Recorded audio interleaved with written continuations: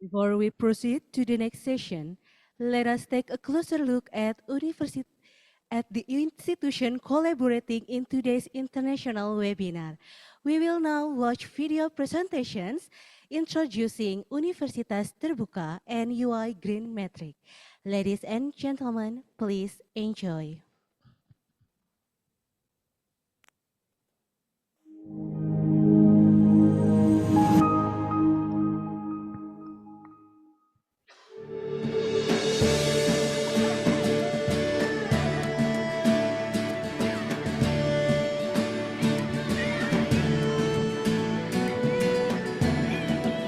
Dapatkah langkah kecil di antara sunyi menuntun pada cita yang tak terbayangkan?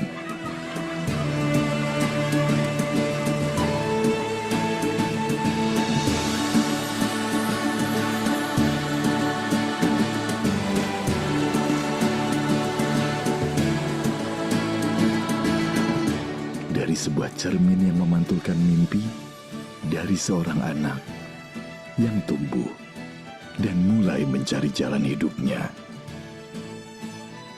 Dunia yang dulu terasa jauh, kini ada di genggaman.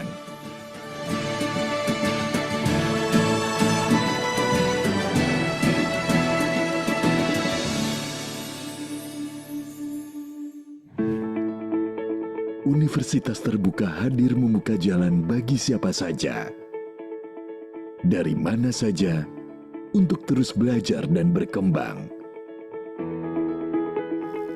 UT menawarkan fakultas dan jurusan yang beragam untuk menjangkau segala minat dan potensi.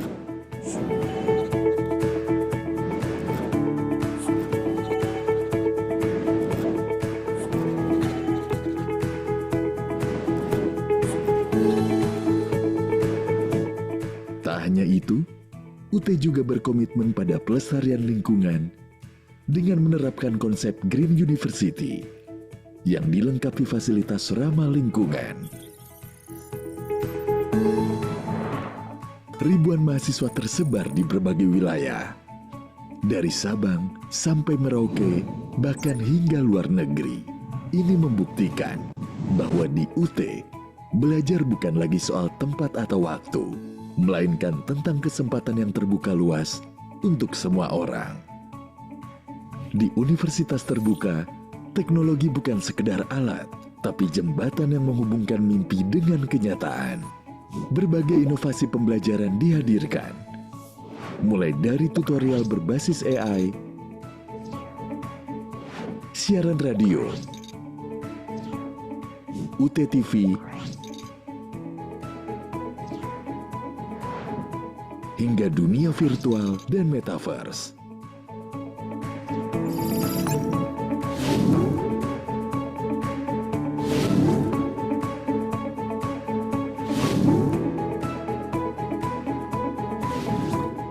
Bahkan terdapat sistem ujian yang fleksibel dan inklusif.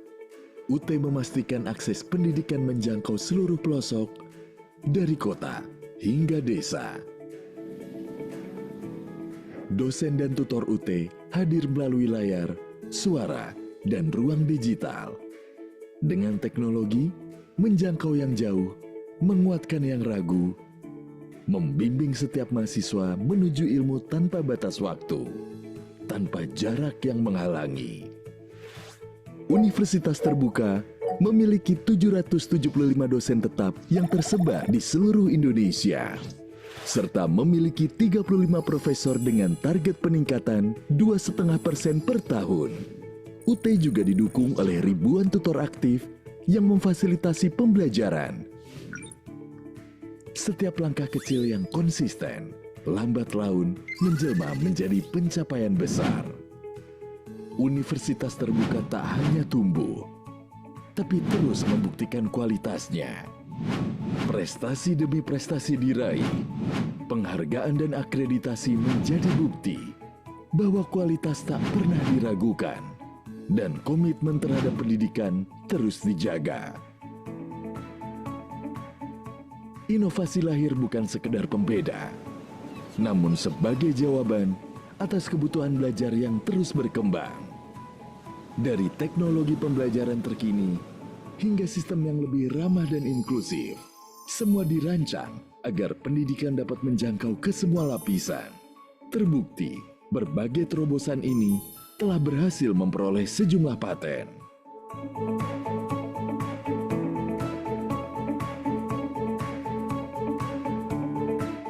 Pendidikan adalah kehidupan yang terus hidup.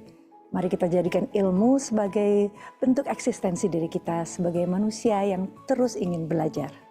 Semoga cita-cita kita semuanya untuk menjadi mahasiswa yang menempuh pendidikan di Universitas Terbuka ini akan lahir sebagai manusia-manusia yang hebat. Harapan saya buat mahasiswa UT jangan pernah kecil hati dan jangan pernah patah semangat, dan mudah-mudahan membuat kita komit untuk bisa menyelesaikan perkuliahan di UT. Semangat terus! Harapannya semoga Universitas Terbuka di era globalisasi ini dan juga di era digital tetap berkualitas dan tetap menjangkau yang tidak terjangkau. Pendidikan berkualitas di Indonesia terus merambah kemana-mana.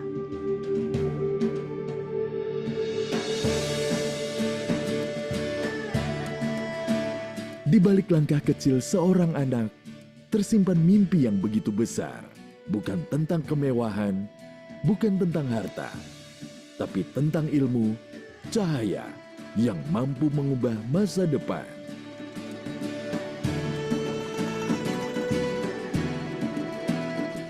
Terkadang ingatan membawa kita kembali ke awal, ke masa saat dunia adalah taman bermain yang luas dengan penuh rasa ingin tahu. Dan lihatlah kini, semangat kegembiraan dan rasa ingin tahu itu telah mengantarkannya menjadi bagian dari sebuah perjalanan besar. Perjalanan yang ia jalani di Universitas Terbuka. Tempat impian dan potensi tak pernah berhenti bertumbuh.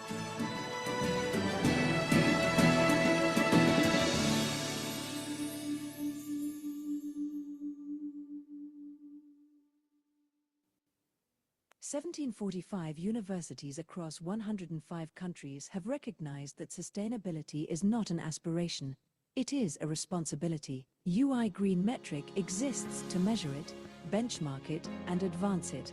Established in 2010, UI GreenMetric is the world's leading university sustainability ranking. We assess institutions across 7 indicators, each weighted to reflect real-world sustainability impact, providing your institution with actionable data, not just a score. UI GreenMetric has evolved into a massive global ecosystem. Through the Sustainable University Rankings, we unite thousands of institutions worldwide. But it is your dedication, research, and campus initiatives that truly drive change. I invite your institutions to step forward and join our growing global family. Together we are shaping a resilient, sustainable future. Joining UI GreenMetric means more than submitting data. Our team provides dedicated guidance through the assessment process, helps institutions identify gaps in their sustainability performance, and offers benchmarking insights drawn from over a decade of global data. We work with you, not just for a ranking, but for lasting institutional impact. Our global network connects sustainability leaders through high-level workshops and national forums, creating spaces where evidence, policy, and practice converge. Top-performing institutions are recognized at our international and national awards ceremonies, events that carry real weight in the global academic community and signal to stakeholders, funders, and prospective students that your institution leads on sustainability. UI GreenMetric amplifies your institution's sustainability milestones through Green News, our dedicated media platform. And through Green Reads, we contribute peer-reviewed research to global academia, including publications through Springer, ensuring that the work happening on your campus reaches scholars and policymakers worldwide. Join 1745 institutions already measuring, improving, and leading. All right, ladies and gentlemen, please give applause for the collaborating institutions. Ladies and gentlemen, it's our great honor to invite the Vice Chairperson of UI GreenMetric to deliver the welcome remarks to Dr. Abelia Anggiwardani as Hum MA. Time is yours. Okay. Good morning, everyone. Just checking. Am I audible? Is Yes. my voice clear? Okay. Thank you. Yeah, thank Good you. morning. Assalamualaikum warahmatullahi wabarakatuh. Distinguished Distinguished Vice Rector of Universitas Terbuka, respected speakers, Professor Dr. Raldi Hendro Koestoer, Dr. Halim Dedy Perdana, and Dr. Gayung So from Korea Institute of Public Administration and Sogang University. Sorry. I think I have technical issues here. So distinguished Vice Rector of Universitas Terbuka, Dr. Hendrian, M.Sc, respected speakers, Professor Dr. Raldi Hendro Koestoer, Dr. Halim Dedy Perdana, Dr. Gayung So from Korea Institute of Public Administration and Sogang University of Republic Korea. Honorable faculty members, students, colleagues, and participants joining us from various institutions and countries. My name is Abelia Anggiwardani, and I'm Vice Chair of UI GreenMetric, and it is my pleasure to deliver these opening remarks on behalf of Dr. Wisnu Juwono, Chairperson of UI GreenMetric, who extends his warm greetings and appreciation to all participants attending today's international webinar. And first of all, I would like to express my sincere appreciation to Universitas Terbuka, particularly the Entrepreneurship Study Program of the Faculty of Economics and Business for organizing this very important international academic forum in collaboration with UI GreenMetric and the Korea Institute of Public Administration. So I think today's theme is green sociopreneurship and sustainable innovation, empowering future entrepreneurs for global impact. And I think it is highly relevant to the challenge we are facing today around the globe. Around the globe, societies are seeking new ways to balance economic growth, social inclusions, and environmental sustainability. And as a result, entrepreneurship is no longer viewed solely as a driver of economic development, but also as a powerful instrument for addressing societal and environmental challenges. And in this context, the concept of green economy, sustainable innovation, and sociopreneurship have become increasingly important. They encourage further entrepreneurs to create value, not only for markets, but also for communities and environment. This vision is closely aligned with the Sustainable Development Goals, SDGs, which call upon all sectors, including higher education institutions, to contribute to a more sustainable and inclusive future. And in this context as well, universities play a crucial role in preparing the next generation of leaders. Beyond providing academic knowledge, universities are responsible for cultivating creativity, ethical leadership, global awareness, and a commitment to a more sustainable development. Today's students are not only future entrepreneurs, they are future change makers who will shape the direction of our society.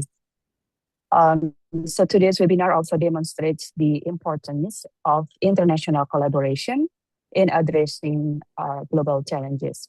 Sustainability, innovation, and entrepreneurship are issues that transcend national borders. And through partnerships among institutions in Indonesia and the Republic of Korea, we create opportunities to exchange knowledge, share best practices, and learn from one another's experiences in advancing development. So at UI GreenMetric, we strongly believe that collaboration among universities, governments, researchers, and communities is essential to achieving meaningful progress. International academic engagements such as this webinar help strengthen mutual understanding, and encourage collective action toward a more sustainable future. We are especially honored to welcome Dr. Gayung So, a distinguished scholar and practitioner whose work bridges sustainable development, governance, international cooperation, and public leadership. University and the University of Cambridge, combined with her contributions at the Korea Institute of Public Administration and Sogang University, reflects a strong commitment to advancing sustainable and inclusive development. So I hope today this webinar will not only broaden our understanding of sustainable entrepreneurship, develop innovative ideas and initiatives and goals. And on behalf of Dr. Wisnu Juwono and UI GreenMetric, I would like to express our sincere appreciation to Universitas Terbuka and the Korea Institute of Public Administration for this valuable contribution. We look forward to strengthening our partnership and continuing our shared efforts to advance sustainability, innovation, and global engagement in higher education. Thank you, and I wish everyone a productive and inspiring discussion for today. Assalamualaikum warahmatullahi wabarakatuh. Thank you. Waalaikumsalam warahmatullahi wabarakatuh. Thank you very much, Dr. Abelia Anggiwardeni, for your insightful and inspiring remarks. Ladies and gentlemen, we will now hear the welcome remarks from Universitas Terbuka. It's our pleasure to invite the Vice Rector for Research Partnership and Business to deliver the remarks. To Dr. Hendrian S.A. M.Sc, the floor is yours.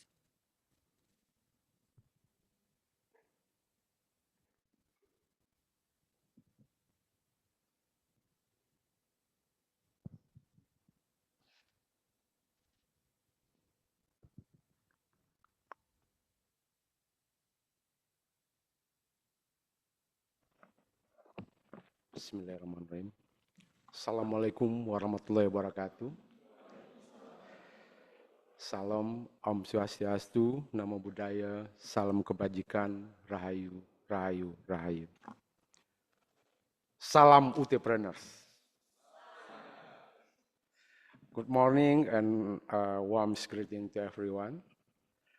It's my great pleasure to welcome our distinguished speaker and guests. Dr. Abelia Anggiwardeni SUM, MA, Vice Chairman of UI GreenMetric, Dr. Gayung So, Research Fellow at the Korean Institute of Public Administration, and Adjunct Professor of Sogang University, Republic of Korea. Professor Dr. Raldi Hendro Koestoer, M.Sc. APU, Assessor of UI GreenMetric, and my friend Dr. Halim Dedy Perdana S.A. M.SM, lecturer in the Entrepreneurship Study Program.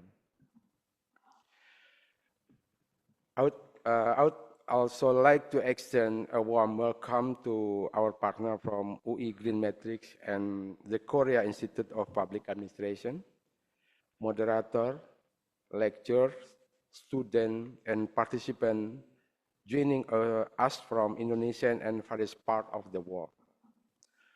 On behalf of the Universitas Terbuka, I'm honored to welcome you to this international webinar entitled Green Sociopreneurship and Sustainable Innovation, Empowering Future Entrepreneurship for Global Impacts. As we all know, sustainability is no longer a topic merely to be discussed. It requires concrete action from every member of the global community. This webinar reflects our commitment to supporting the achievement of the Sustainable Development Goals, SDGs, through the contribution of higher education and academic community. We have chosen green sociopreneurship as the central theme of this webinar to highlight the entrepreneurial spirit alone is no longer enough to build a sustainable future. Today, entrepreneurs are expected to create not only economic value, but also social and environmental value. They must take concrete action that ensure the long-term sustainability of their business while safeguarding the natural environment for generations to come.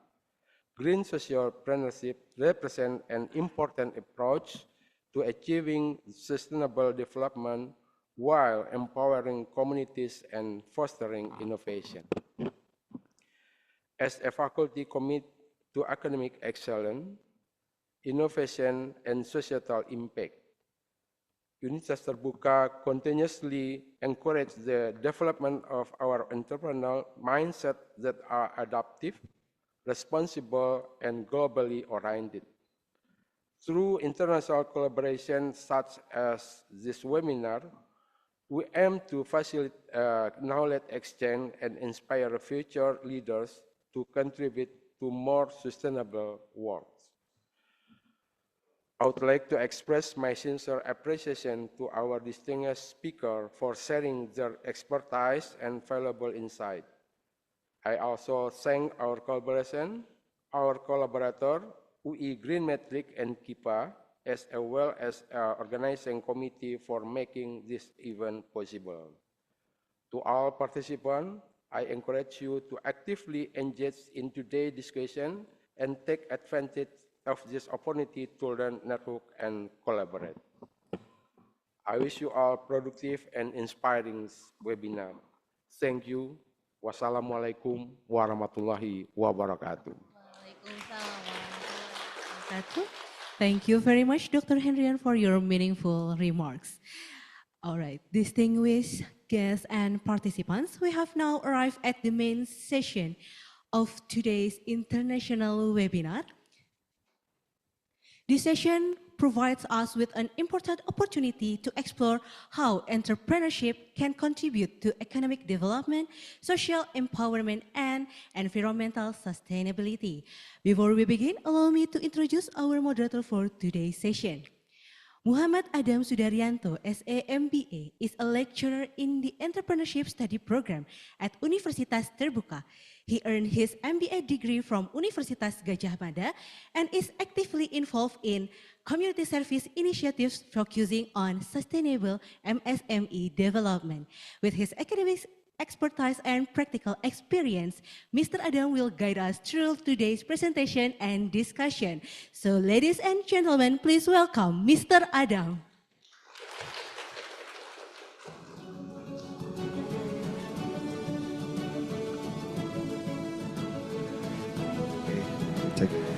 Thank you very much, Mrs. Dedy, for your kind introduction. I truly appreciate it.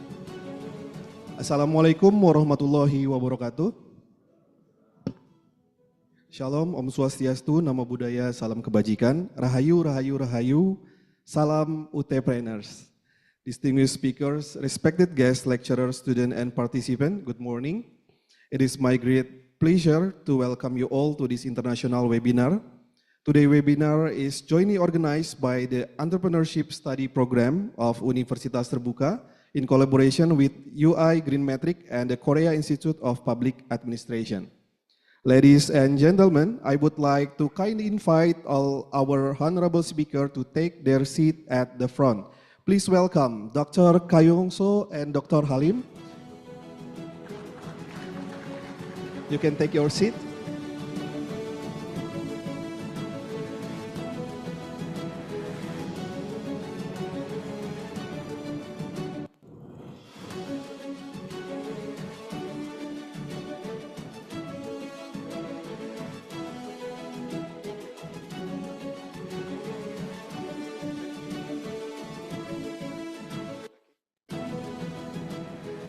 Thank you. Before we begin the session, I would like to inform all participants of the webinar guidelines. Each speaker will be given 25 minutes to deliver their presentations. We will start with our first speaker, Dr. Kayongso, followed by second speaker, Professor Dr. Raldi Hendro, and third speaker, Dr. Halim. At the end of all presentations, we will have a Q&A session where participants both on-site and online are welcome to engage and ask questions. Thank you for your attention, and let us begin with our first speakers.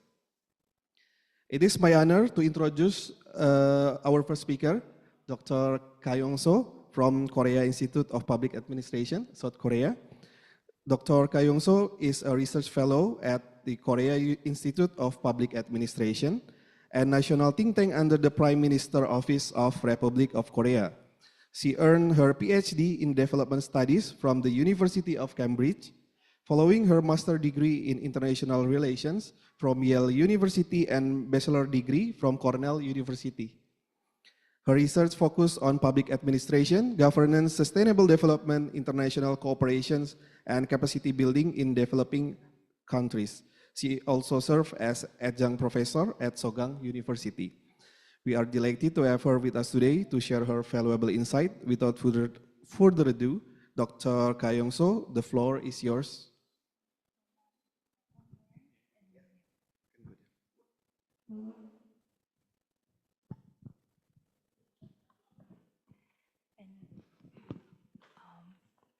Terima kasih, and thank you so much for inviting me here, and I'm very honored to have a presentation and fruitful discussions with various people at Universitas Terbuka, and I look forward to learning more about Indonesia. And may I have my PPT slides on, please? Yeah, so I've been speaking with, interacting with lecturers from various faculties, and just yesterday I was lucky to meet lecturers at the Faculty of Economic Development, the area that I specialize, and we talked about how how important it is now for Indonesia to transform challenges into opportunities in relation to middle income trap and resource curse. Indonesia has been in the middle income level for longer than 3 decades, and Indonesia from the beginning has been very rich in natural, in terms of reserves of natural resources. So there are many chances, but there gotta be our contributions to transform such chances into the real impact.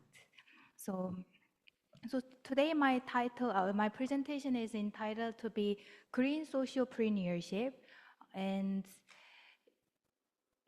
in collaboration with Dr. Halim, we are trying to write and publish a journal article, and there are many contributions, but I like to point out 3 points before I really begin.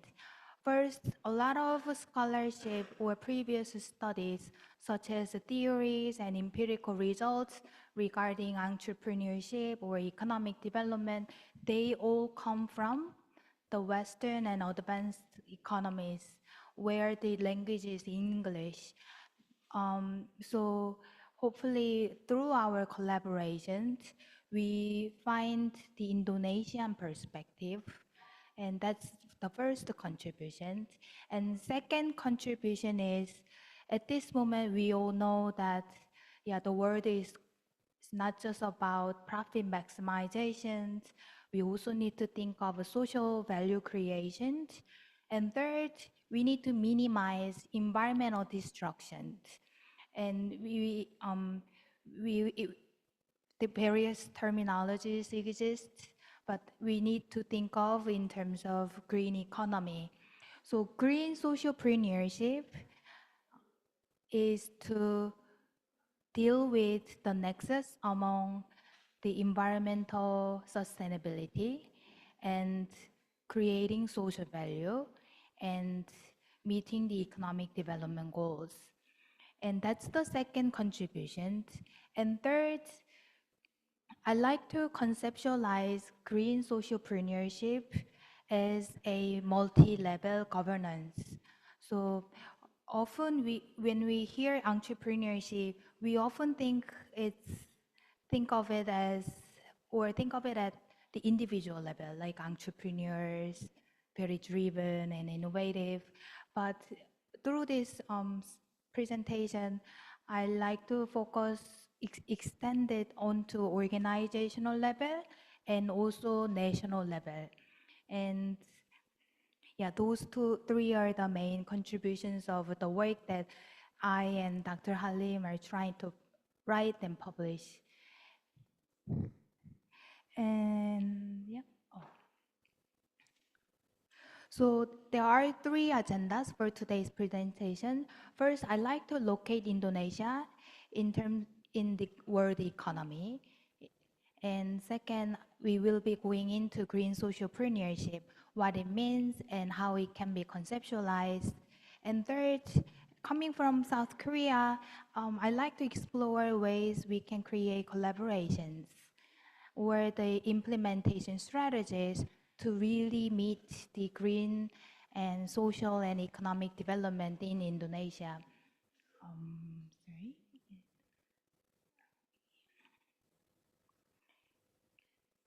It's not really working properly. Oh yeah, yeah. So yeah, it's very timely and critical for us to think of green and sociopreneurship because slightly mentioned that Indonesia has been in the middle income for 30 some years, and there is a terminology called the middle income trap. Once the country becomes a middle income level country, it loses its comparative advantage in the labor intensive sector, and it's stagnating with respect to innovation at the same time. So in comparison, they don't really get to find the ways to become high income country. So at this moment, innovation is very critical. So entrepreneurship follows. And oh, the pointer really doesn't work.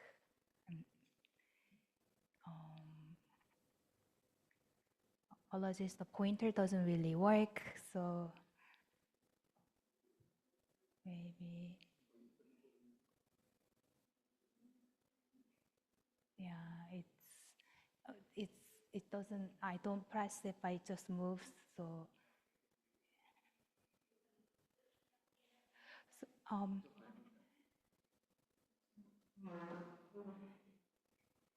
yeah, I don't know what happened. Yeah, so the first part was to show. Yeah, okay. Yeah, not the pointer. Yeah, sorry, and thanks for the patience. So the first part is to show how Indonesia, how long it has been in the middle income level, but it's very critical to push forward and then relate Indonesia's current issues in relation to middle income trap, because if we see this table on, we can see back in 1970s, let's say back in 2010, Indonesia has already been a middle income country, whereas we see Vietnam's GDP per capita was only 1,300 per capita at that moment. But within less than 15 years, Vietnam has caught up so fast with Indonesia, and many reasons we can easily think of US-China trade war. So a lot of foreign direct investment flew into Vietnam. And second, Vietnam, instead of in contrast to Indonesia's downstream policy, hilirisasi with the resource sector, Vietnam really emphasizes developing the manufacturing sector. So as of year 2024, GDP per capita from Vietnam and Indonesia becoming comparable. So very important moment to think of entrepreneurship in relation to national development. And there are various, these slides are to show the levels of social development or the issues Indonesia might be interested in, an inequality issue, and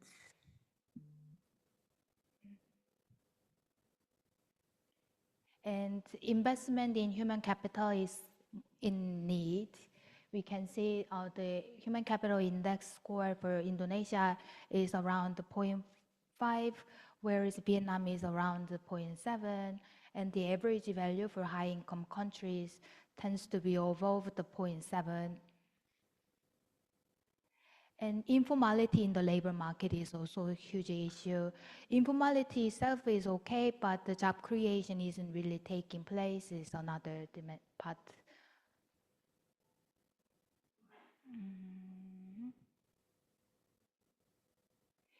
But good thing is Indonesia has one of the biggest populations. So with itself, Indonesian economy can generate internal consumption that will ultimately generate growth rate. And the youth population is very promising in Indonesia. And also, thanks to the youth population, the largest digital economy in Southeast Asia in terms of transactions. So there exists a really strong foundation for Indonesia to strengthen this digital economy. However, Indonesia's low tax to GDP ratio constrains government revenue in the beginning. Government revenue is very critical for investing in human capital and health aspect of Indonesian people and high value-added infrastructure. So there are gotta be some more policy solutions to deal with that. And perhaps entrepreneurship can also be oriented to the development of a public sector. So these slides their purpose was to show or locate Indonesia in terms of various aspects of development. And it's a very critical moment, lots of things to do for the lecturers at UT to take initiative. And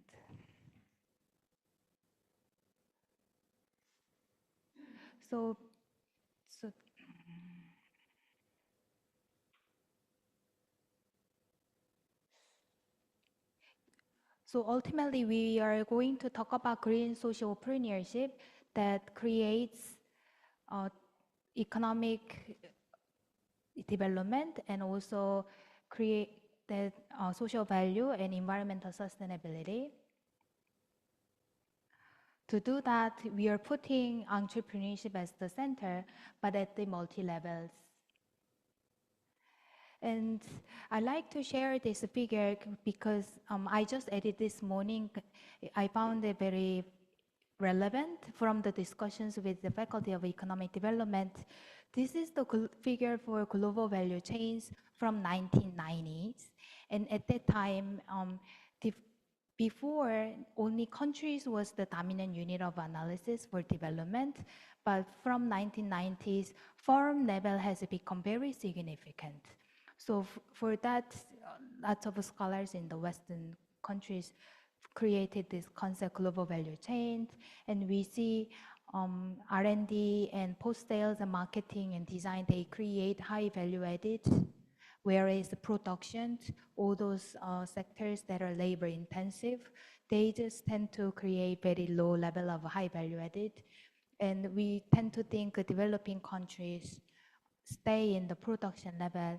But the literature on global value chains argue that, yeah, if we really look at the statistics, around like a majority of high value added take place in emerging economies.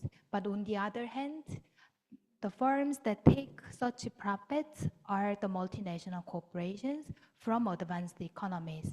And the reason I'm showing this is that currently it seems, although Indonesia has manufacturing sector, the policy-wise, it tends to focus more on the resource sector through this Hilirisasi downstreaming policy. So, but we know Indonesia is a humongous place with very varieties of islands. So you can perhaps diversify your value chain by promoting entrepreneurship for manufacturing sector or ultimately green economy and social development, having another arrow onto the right-hand side. And Dr. Halim and I believe that green sociopreneurship, having this concept, can be an important driver of the public discourse and hopefully public policy in Indonesia. And green sociopreneurship, the concept itself synthesizes green entrepreneurship and social entrepreneurship.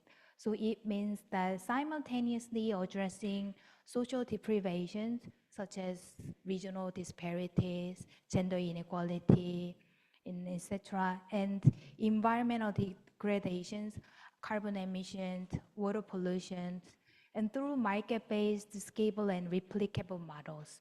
So doing this market activities, we are meeting green and social goals. Or being green and social, it creates a profit. And yeah, in this presentation, we will be focusing more on the green sociopreneurship at the national level, but there are 3 layers that comprise this entrepreneurship with individual and organizational level and national level.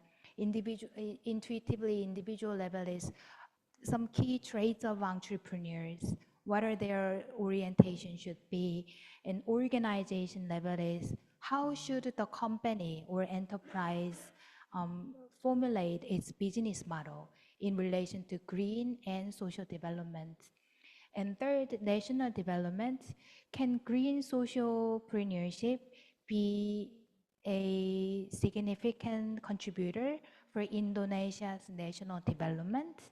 Is the question that we are thinking of. And yeah, due to time limit, let's move straight to the national level. And yeah, so to have this green sociopreneurship at the national level, there are 4 areas to have institutionally. First, legal and regulations, and public finance, and third, investment in human capital, and fourth, so how are you going to deal with the performance evaluations?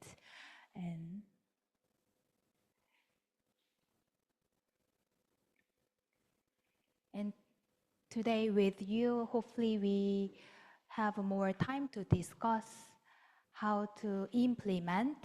So I like to show some cases from other countries, including South Korea.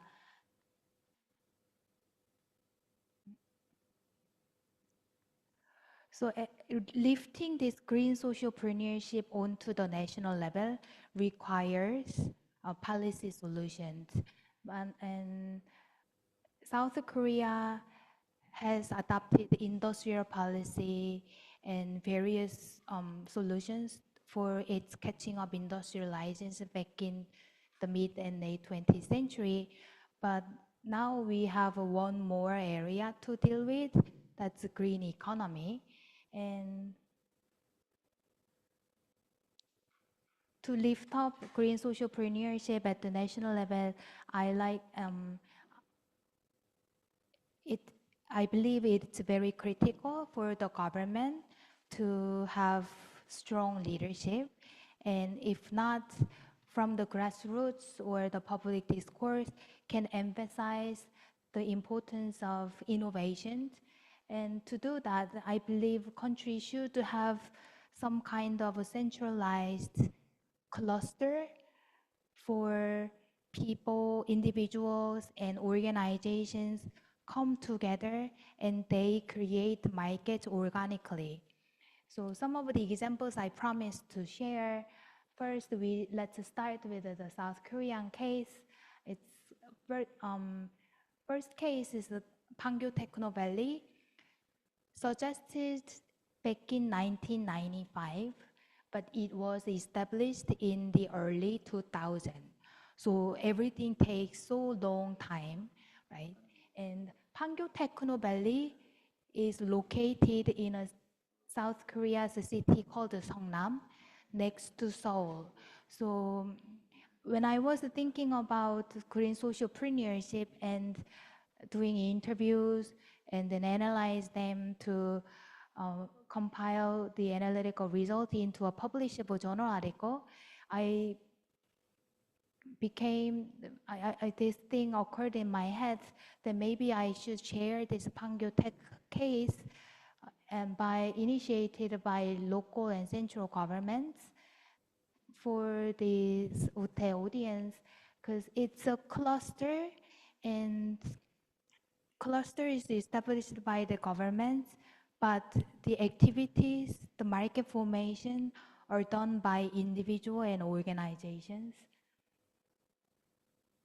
And yeah, as I mentioned, the Pangyo is in the adjunct city to capital city Seoul, and at the moment it contributes to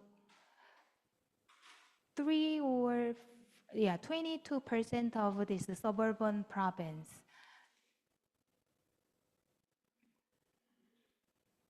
And that's that. So for Indonesia to really have green sociopreneurship or enable green sociopreneurship to have an impact on national development or organizational performance or income generation at the individual level, I really think having this science cluster for science and technology innovation is critical. And this South Korean case, which took about a decade for it to be established, it's now really impactful in terms of job creation and income generation and GDP creation. So it's like a Korea's Silicon Valley located in Seongnam suburban area, and officially opened in year 2011, but there were different phases. So initial plan back in 1995, and then it took like about a decade. And at this moment, there are like 1,800 companies and around 80,000 workers are working in Pangyo Techno Valley. And gaming industry is there, and ICT platform such as KakaoTalk or Naver, those sort of notable South Korean companies are there. So they contribute to 22% of Gyeonggi province's GDP, and it also works on connecting this education with the labor market sector. So government strategies for this science and technology park were very important. First, they gave a lot of incentives for startups and small medium companies to establish themselves in the science and techno park. But in the end, so the market forms and we had aggregation impact because they are clustered in a same space, they generate their mutual sales and create synergies among them. So establishing a cluster for science and technology and giving incentives for individuals and companies to found themselves in that cluster.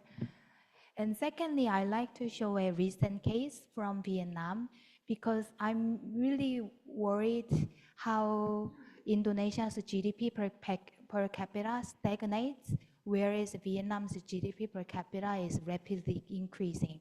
So, and one main difference can be having this cluster or smart city oriented regional development. And I hear from my collaborators in Hanoi, they say, oh, now I live in Royal City that connects that has residential areas and giant malls and a lot of services that we need to live. And so clusters and the smart city these two can be drivers of Indonesia's productivity and science and technology innovation, hopefully. So at the end, I'd like to conclude with some of the advantages that UT, Universitas Terbuka, and Pamulang City have as a space to have this science and technology cluster. And we already have talked about it. Pamulang is next to Jakarta, that's highly dense populated. And South Korea's Pangyo Techno Valley is in Seongnam. It's also like Korean it used to be Korea's Pamulang city. Yeah, Seoul was so populated, so Korean government decided to make some suburban new cities, building a lot of apartment and condominiums. But at least back in 1990s, professional for the Seongnam area, it was suggested that, yeah, let's not just the residential areas, we have to have a cluster for science and technology to be autonomous in terms of local economy. And yeah, so Pamulang city next to Jakarta, we have this potential population to intake. And also we have a Universitas Terbuka. Universitas Terbuka is an open economy with strong digital infrastructure already. So it's perfect to have this initiative for science and technology, right? And we've already seen Indonesia has the largest digital economy in terms of transactions. So from that, we can build up to have a high value added segments of a knowledge economy. And third, Universitas Terbuka is an education institution. And we know this transition from education to labor market, not just being an employee in the labor market, being an entrepreneur to employ yourself and to create jobs for the others. It's very important, and we already have Universitas Terbuka, and now UT is working on this community development as one of the 3 major agendas. So the orientation is there, and so in the end, this having cluster in Pamulang city based upon Universitas Terbuka leadership, it's very imaginable for regional development and national development in this era of digital transformation and global warming and the importance on the social development as well. Yep, so this is my presentation, and I look forward to discussing with you.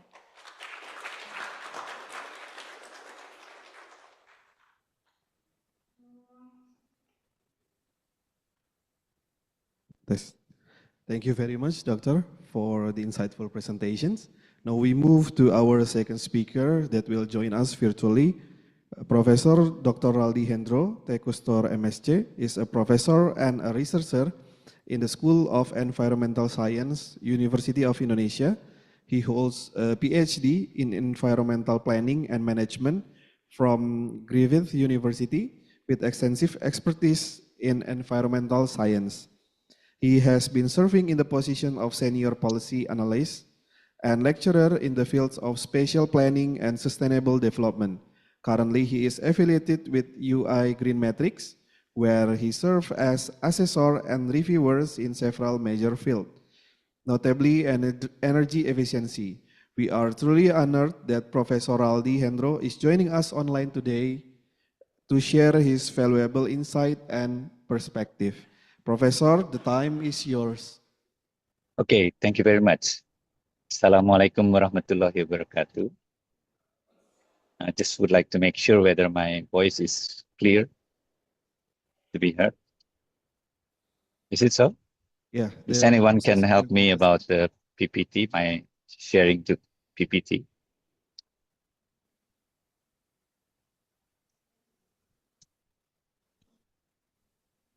Does anyone can help for my PPT? Because I cannot see.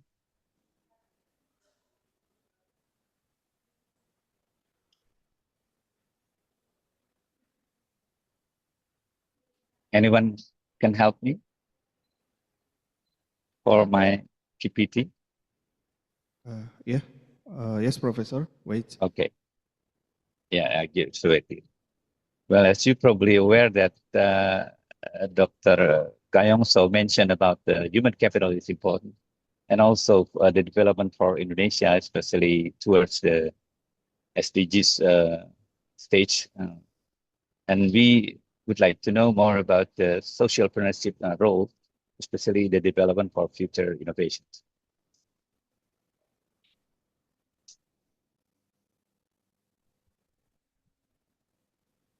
Okay.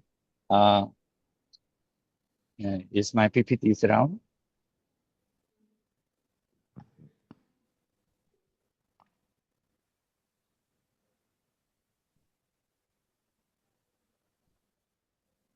Just waiting for the PPT. All right. Yeah, It's about sharing the screen. It's about time anyway. Okay. Good. It's clear, the PowerPoint? Yes, please. Okay. Yes, I propose a topic about the green sociopreneurship and sustainable cooperations of biomass producers. This is one example of cooperation system. Next slide, please. I start with the green economy because in the green economy, basically social inclusiveness inside there. The green economy is defined as low carbon resource efficient and socially inclusiveness.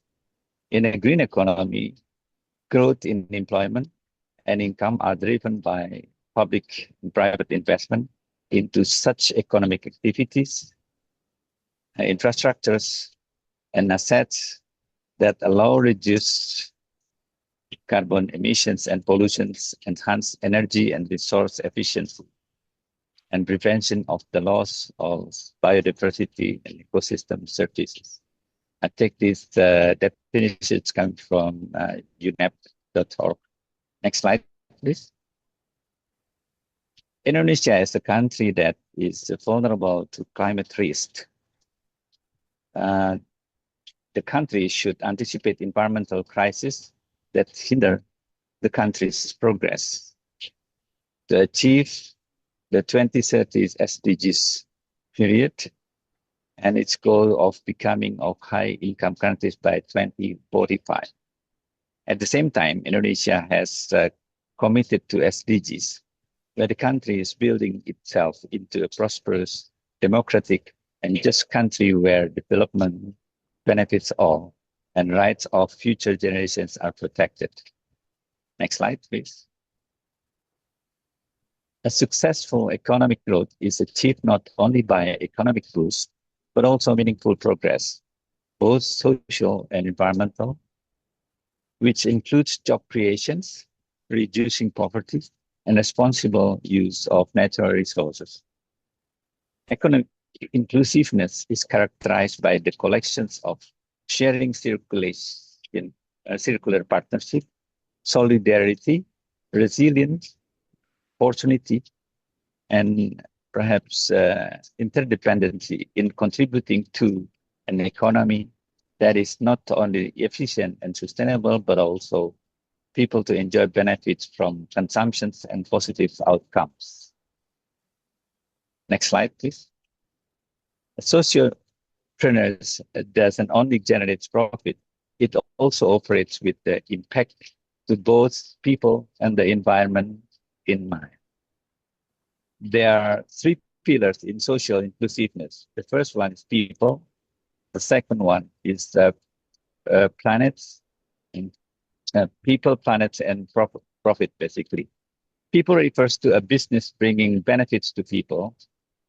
Planets refers to the ability of business to promote sustainable resources use.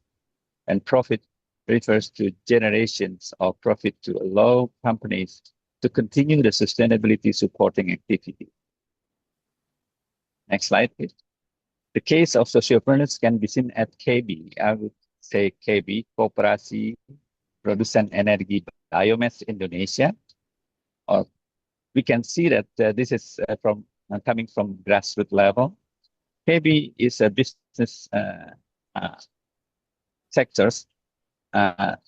Involving forestry, industrial sector, electricity, gas, steam, trading, cooperative legality services, and waste collection, treatment, and disposal being involved in the management of resources, with the main activity being the production of sawdust blocks and wood pellets from wood waste exported to foreign markets such as Japan and Korea.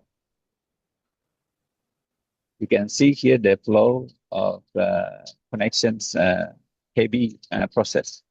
Next slide, please. KB here from sociopreneurship to three P's. People inside KB. It means that striving to create jobs and businesses for society and make biomass energy accessible and create a beneficial relation with other stakeholders and a sense of belongingness among its members. The planet contains, let's say, through its main activity, KB produces wood waste in added value products while promoting the 3R initiative and sustainable resource use. In profit, not limited to the domestic market by exporting wood waste-based products to export markets, KB strives to generate as much profit as possible to keep its business activities continued. Next slide. KB's business model strives to create a sense of togetherness and sustainable, beneficial relationship between each member. For example, when one decides to establish a business, the required capital is mostly obtained from equity investment from cooperative members. Each business managed by the voluntary saving system will also receive share certificates and share transfer only among KB's members, creating a sense of integrity and accountability. Next slide, please. In summary, a successful green economy is achieved not only by profit, but also overall advances in social and environmental values.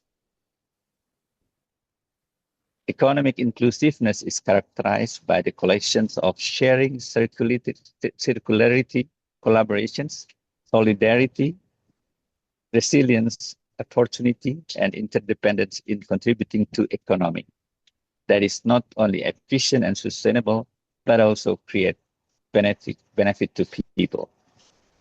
Sociopreneurs can contribute to social inclusiveness by fulfilling the 3 P's initiative: people, profit, people, planet, and profit, as shown by the business model applied by the KB. A sustainable cooperation should not only create a sense of togetherness and beneficial among producers, but also enhance integrity and accountability of the partnership as well as cooperative learning. Thank you very much. You're welcome to discuss later. Thank you. Okay, please give applause. Thank you very much, Professor, for sharing insightful perspective on sustainability and green economy. And we will now continue with our third speaker. It is my pleasure to introduce Dr. Halim Dedy Perdana, M.Sc. from Universitas Terbuka. Dr. Halim is a lecturer and researcher at Universitas Terbuka. He holds a doctoral degree in accountancy from University Teknologi Mara, Malaysia, as well as master degree in financial management from Erlangga University and finance from Marseille, France. His areas of expertise include public sector governance auditing, forensic accounting, and sustainable organization management. Through his career, Dr. Halim has been actively involved in research, policy development, and professional consulting for government institutions, state-owned enterprise, and private organization. We are honored to have him to share his expertise with us today. Dr. Halim, you may begin your presentation.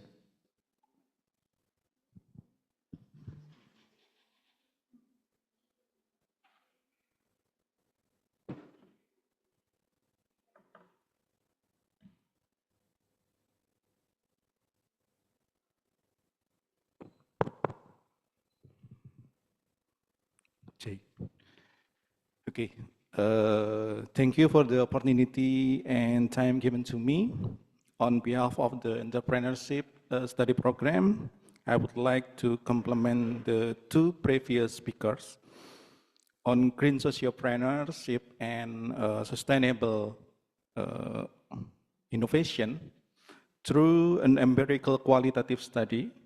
This is the title, Green Sociopreneurship and Sustainable Innovation in Indonesia, especially driving inclusive grassroots like the local wisdom, transformation in a vulnerable archipelago.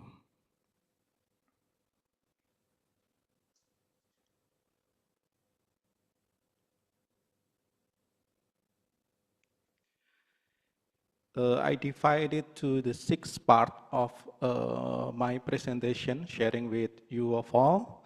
The first is introduction, next theoretical framework and literature review, methodology, and finding, and the final is the implication and conclusion.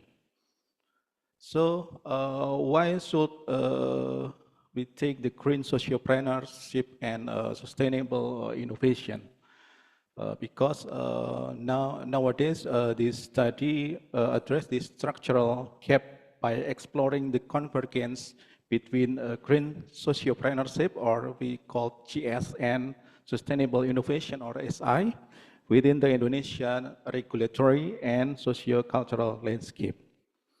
Besides that, utilizing a qualitative systemic thematic synthesis, this paper analyzed the operational frameworks of Indonesian social enterprises navigating the newly implemented Indonesia Sustainable Finance Taxonomy, we call Taksonomi Berkelanjutan Indonesia, or TKBI, version 2 in the 2025, and Bappenas Green MSME roadmap in 2025 to 2027. Grounded in the hybrid theoretical synthesis of the resource-based view, RBV, and institutional theory, this study reveals the cultural constructs such as we know in Indonesia, we have gotong royong, maybe in the Korean, we know semal undang, the communal reciprocity act as powerful informant, institutional drivers that mitigate formal credit constraint.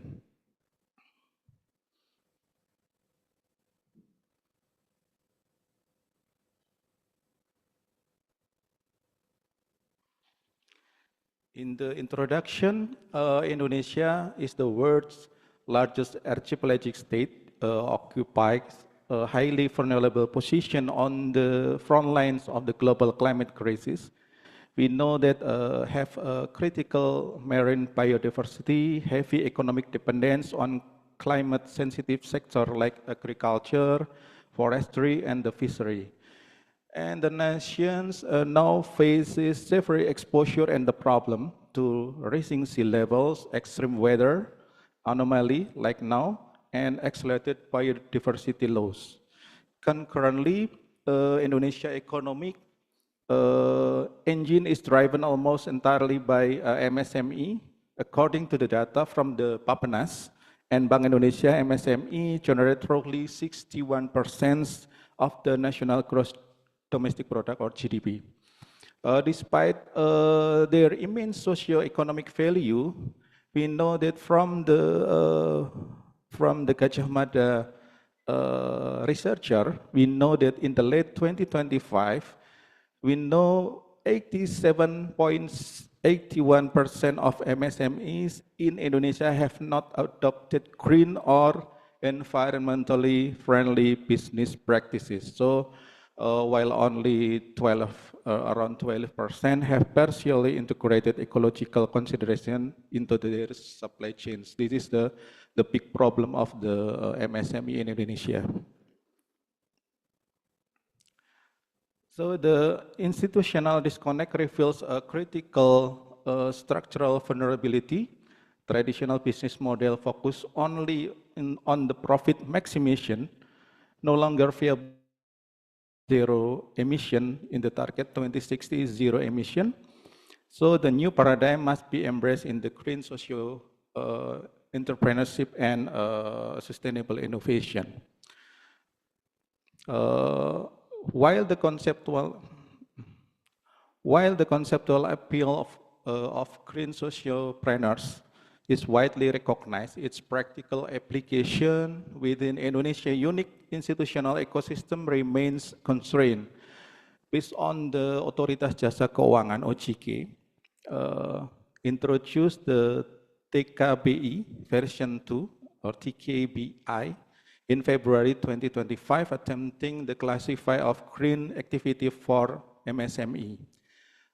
However, capital access barrier persists. By 2026, the structural MSME financing gap in Indonesia is projected to expand around 2,400 trillion Indonesian rupiahs, leaving green social innovator until the banking lines. In the theoretical framework and the literature review, I use institutional theory for the dual pressure of formal and informal system. The formal system based on the law, and the informal institution we use gotong royong in Indonesia is the adat or local wisdom based from the Aceh and to the Papua. And the second, resource-based view, RBV, and dynamic green capability.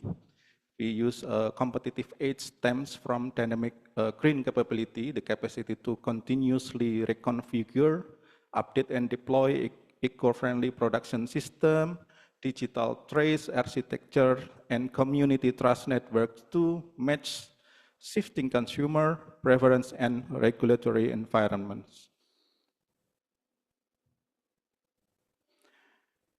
This is the interest of this empirical study is about sustainable innovation in the developing archipelago.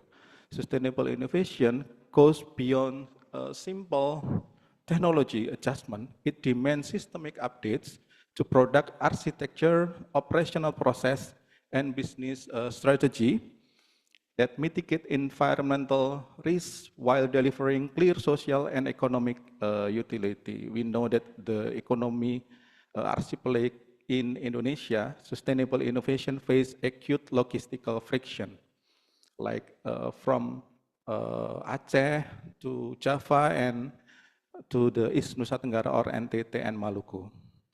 There is the limited digital connectivity, fragmented maritime logistics, and high energy cost. In the methodology, we use a qualitative side. In the qualitative, we covering the period of 2020 and middle of 2026 between the regulatory. We have TKBI version 2, economic transformation Bapenas, and for the empirical field, we use FEB UT and Bank Indonesia joint nationwide in 631 MSME during August and to October 2025, and the additional is academic literature. And for the analytical coding protocol, based on the Miles, Huberman, and Saldana text segment, we have a coding, the first order, the second, and the third. The final is the aggregate synthesis of the theme into the integrated framework for the Indonesian green sociopreneurs.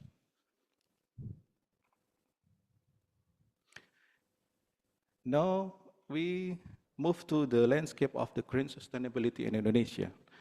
The regulatory evolution, a major milestone in Indonesian sustainable transition occurred in the February 10, 2025, when OJK officially enacted Indonesia Sustainable Finance Taxonomy, developed harmonized with the ASEAN Taxonomy for Sustainable Finance version 3. Update classification requirement to include explicit provision for transition activity across multiple sectors, including transport, forest, construction, and agriculture. We know that there are two attempts to simplify the reporting criteria. The first is the green. Green is the economic activity that actively protect the environment, cause no significant harm, and align with national net zero projection. And the second is transition. Transition is the activities that are reducing their carbon footprint, but still fall short or full green optimization. Now,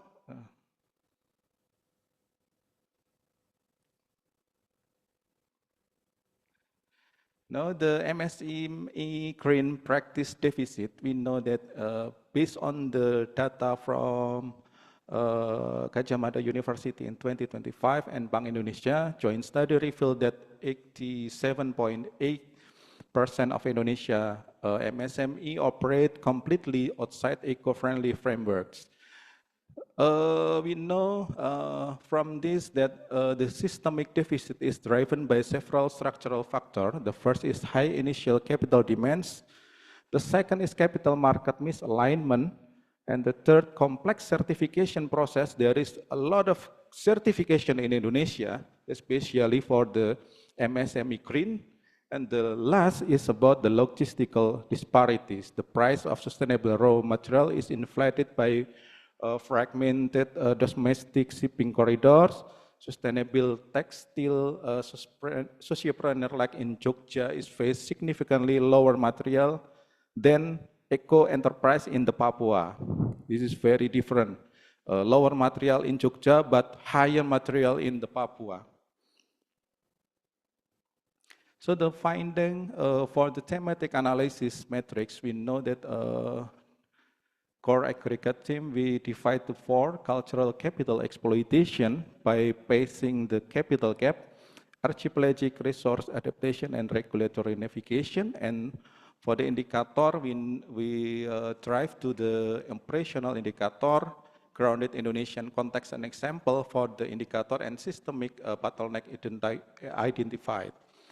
For example, in the operational indicator, action of gotong royong networks, reliance in informal community, I think is very important in Indonesia because there is one local government or one area from Aceh to Papua have a different informal community labor. This is the important thing. The collective land tenure agreements. So the grounded Indonesian context, agribusiness co-ops in Central Java pooling resources for organic fertilizer. And the difference is the community-led seaweed farming in NTB, the example.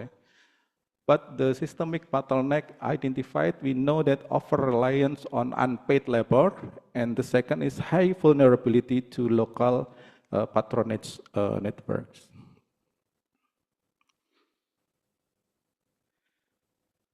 So in the deep dive qualitative insight, gotong royong as an informal financial buffer. The most striking insight from our thematic analysis is that successful Indonesian green sociopreneurs systematically substitute formal financial capital with informal cultural capital. When commercial loans are unavailable due to lack of traditional collateral, sociopreneurs rely on gotong royong framework to mobilize community action. For example, community-led waste management social enterprises in West Java often cannot afford high-capacity organic waste processor or waste tracking technology to compensate it. They build like a community waste bank. We know bank sampah. Now in every RT, RW have a bank sampah, we know. Neighborhood residents separate organic and inorganic waste at home. We separate, driven by civics reciprocity and collective pride rather than direct financial payout. So the focus not only in the financial income, but with the mindset of the people or citizens in Indonesia. This community cooperation acts as an informal structural subsidy, and the last, operating cost enabling green ventures to survive without institutional. In the gender sustainability intersection, the qualitative synthesis highlight a strong link between women entrepreneurship and green socio-entrepreneurial models in Indonesia. field studies show that the over 60% of MSME, micro enterprises, are led by women, not men, who are often the primary adapters of clean practices at the grassroots level. For example, the community across South Sulawesi and East Nusa Tenggara, women-led cooperative have spearheaded, like the Sumba, maybe Mr. Nihan, Kutu Sumba, yeah, Umbulanggang. The transition away from the destructive fishing practices toward sustainable sheep, aquaculture, and natural indigo textile dyeing. However, they face compounding discrimination within formal banking networks where financial systems routinely favor male-headed households for assets based on the credit lines. And for the digital access and literacy divide, the digital technology, including e-commerce platforms, blockchain ledger system for traceability, and digital wallet is a vital driver of sustainable innovation. However, its effectiveness is strictly limited by geography. Like in Jakarta, Bandung, is very simple, is very commonly that the consumer venture in the outer island held back by pure connectivity, but the outer of island from Java, sociopreneur remain dependent on middle-tier brokers, diluting their profits and weakening their long-term viability. That's the problem between Java and outside of Java. And the last, the implication and conclusion. For the implication to address these structural challenges and maximize the impact of green sociopreneur, Indonesia needs an integrated multi-stakeholder strategy that coordinates regulatory action, financial innovation, and education reform, like regulatory and policy reform between OJK, Bappenas, and Ministry of Medium Small Enterprise or MSME. And the second is financial and technology innovation. And the third is educational paradigm shift that the National Green Business Academy Network and University Incubator Laboratorium like Universitas Terbuka, maybe the next we build the good, like the Dr. Gayong So say that Pamulang Techno Valley with collaborate with the Pangyo Techno Valley in the Korea. For the conclusion, we conclude that green sociopreneurship and the sustainable innovation offer the vital path toward a climate resilient, inclusive economy in Indonesia. The current baseline shows a stark implementation gap, 87.8%. MSME lock out the green business. This is the fact out of the green business model due to the capital restriction and regulatory barriers. However, the qualitative evidence proves that the Indonesia deep socio-cultural foundation, particularly like the Gotong Royong networks, provide a resilient foundation for community-led innovation. So by refining the framework of TKBI version 2, deploying creative blended financial tools, and expanding this decentralized education network, Indonesia can empower its grassroots innovator to drive a transition. This strategy ensures that the country journey toward 2060 net zero target protect both its rich natural environment and its most vulnerable population.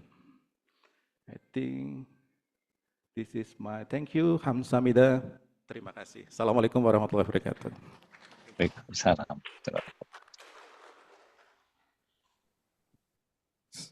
Thank you very much, Dr. Halim, for the insightful presentations. Ladies and gentlemen, what an excellent series of presentation from our distinguished speakers today. We will now proceed to the discussion and Q&A session. Participants in the room may raise their hand. And for those joining online, please write your question in the chat box. Okay, start from the offline. You can raise your hand. Any student first want to raise your hands? And the second, we have another microphones. Okay.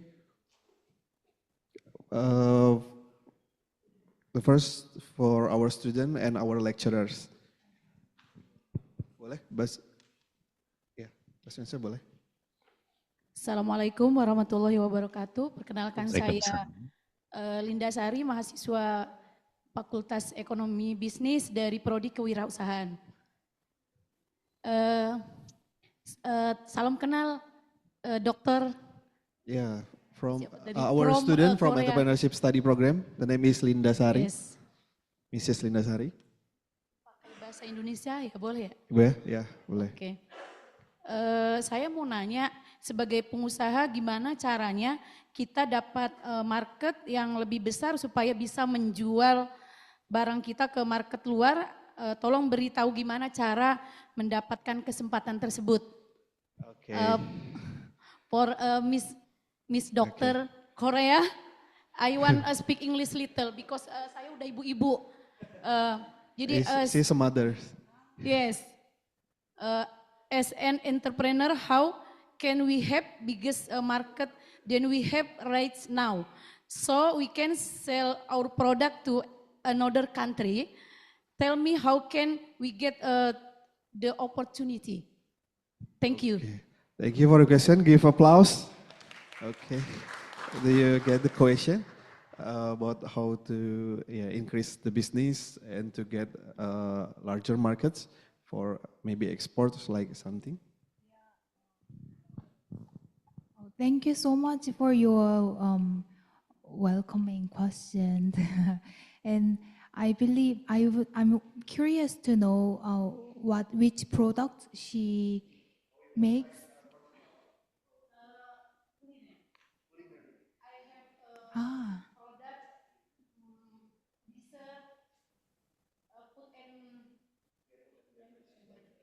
Desserts, food and beverage. Oh wow. Then I don't know. Because I'm come from like academic background, I just thought of this sanitary and phytosanitary trade barrier, but maybe having a brand and having a very competitive packaging will be really critical. And to harness this ASEAN's e-commerce, the biggest one is Shopee, right? Shopee or other thing, yeah. So there's gotta be some ways to preserve all these foods and beverage products for the good enough time to reach consumers. And yeah, I think branding and packaging in the Indonesian way maybe attract international consumers. But at the same time, this trade non-tariff barrier called the sanitary and phytosanitary aspect will be also critical.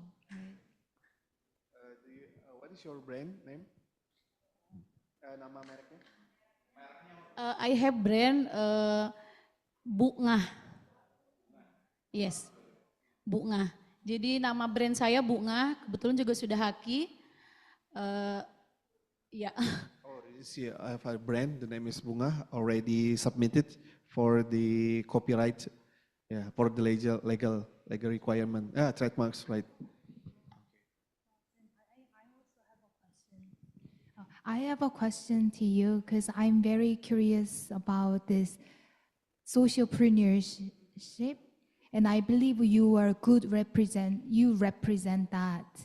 So I was wondering if your brand or company is creating jobs, and if those jobs are mostly for females, and if there is any environmental impact that this enterprise is emphasizing. Jadi apakah Ibu udah mempekerjakan karyawan juga, Bu? Dan apakah karyawan itu kayak perempuan juga, dan apa ada dampak lingkungannya, Bu, dari usaha tersebut? Sudah sih, sudah. Waktu itu sebelum COVID ada 10, nah tapi setelah COVID kena dampaknya, jadi tinggal 4 orang. No, but after COVID, decreasing to become 4 workers. Okay. Yes. Dampak lingkungannya apa Bu?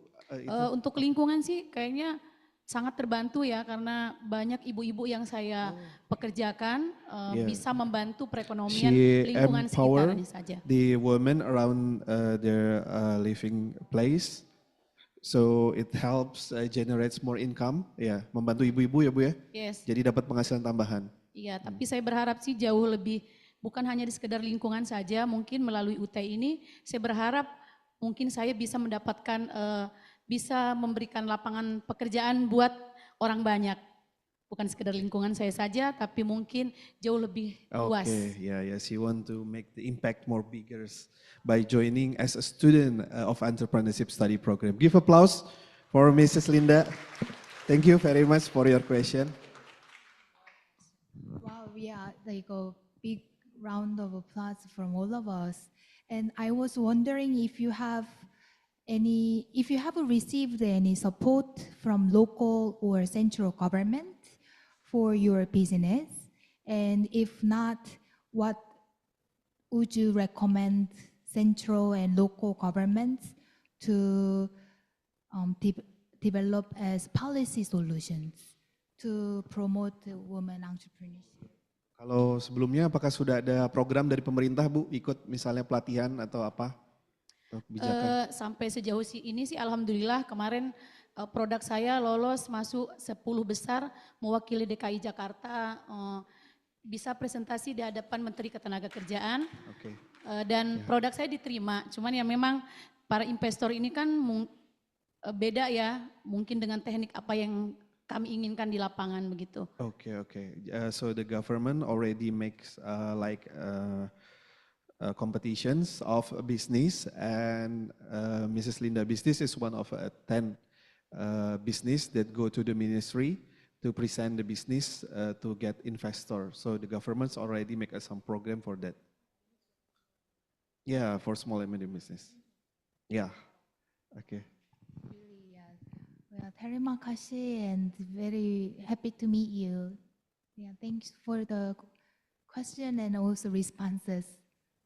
Terima kasih Ibu. Boleh Bu nanti ini kegiatan FEB ya, Bu Dekan, Bu Maya, kita pesan ke mahasiswa-mahasiswa kita nih Bu. Kita kolaborasi, siap Bu? Oke, next question. Pertanyaan berikutnya, boleh? Mahasiswa dulu. Ya, oke. The student will 3 peserta ya. Assalamualaikum warahmatullahi wabarakatuh. Waalaikumsalam warahmatullahi wabarakatuh. Let me introduce myself. My name is Angela Margareta. I'm from Entrepreneurship major. First things first, I want to ask you 2 questions. Thank you so much for all of the people that are giving me this opportunity to join this webinar. First, on your point of view, what's the difference between our education in Indonesia and in South Korea? And how much that gap between Indonesia and South Korea? And on your point of view, how can we achieve that gap? Like maybe in daerah, not everyone can have education. Kayak nggak semua orang bisa dapat akses yang sama ke pendidikan. Nah, menurut beliau, gimana caranya kita mengatasi gap itu dari Indonesia sama South Korea. Terus yang kedua, as an entrepreneur, we are looking for biggest profit. Tapi sometimes we're using so we have to having biggest profit, and kita bakal beli low bahan baku gitu, yang bahan bakunya lebih murah. So karena itu kita justru jadi kayak enggak menggunakan kayak misalnya kertas, kita lebih menggunakan plastik yang harganya lebih murah misalnya. Jadi kan itu kita nggak implement green sociopreneurship menurut beliau, how their point of view. So thank you for the opportunity. Assalamualaikum. Waalaikumsalam warahmatullahi wabarakatuh. Thank you very much for questions. So yeah, I get 2 questions. The first is about the gap between Indonesia and South Korea. In Indonesia, we see South Korea is really advanced by the educations or technology. What is your opinion for that, for Indonesia to grow together and keep up with other countries? And the second question is about a business. A small business is will find way for more cheaper resources or cheaper material. For example, for small business, it is more cheap for buying like plastic bag rather than paper bags. So what is your ideas or your opinions for that and solutions for the problem? Okay, thank you. Oh, thanks for the question. And the first one is really interesting area that I also like to think about with the proper statistics, and maybe I need to look thoroughly at the government policies. But fundamentally, investment into human capital should come from the central government. But we have seen a slide that Indonesia is going through this challenge of low tax to GDP ratio. That means government revenue is not enough. So hopefully start tackling that difficulty. Indonesian government can have more revenue to use for its investment in human capital accumulation. And I would like to emphasize majors in science and technology are so critical. So those two are my responses, because looking at the South Korean case from the 20th century or mid-late 20th century, South Korean government for the primary education in 1960s, the president universalized the primary education. So it means that no fee for primary education. So everyone was required to attend the primary education by the central government. And at that time, back in the days, immediately after the Korean War, the South Korean government didn't have enough revenue, but luckily we used this foreign aid from the US for the primary level.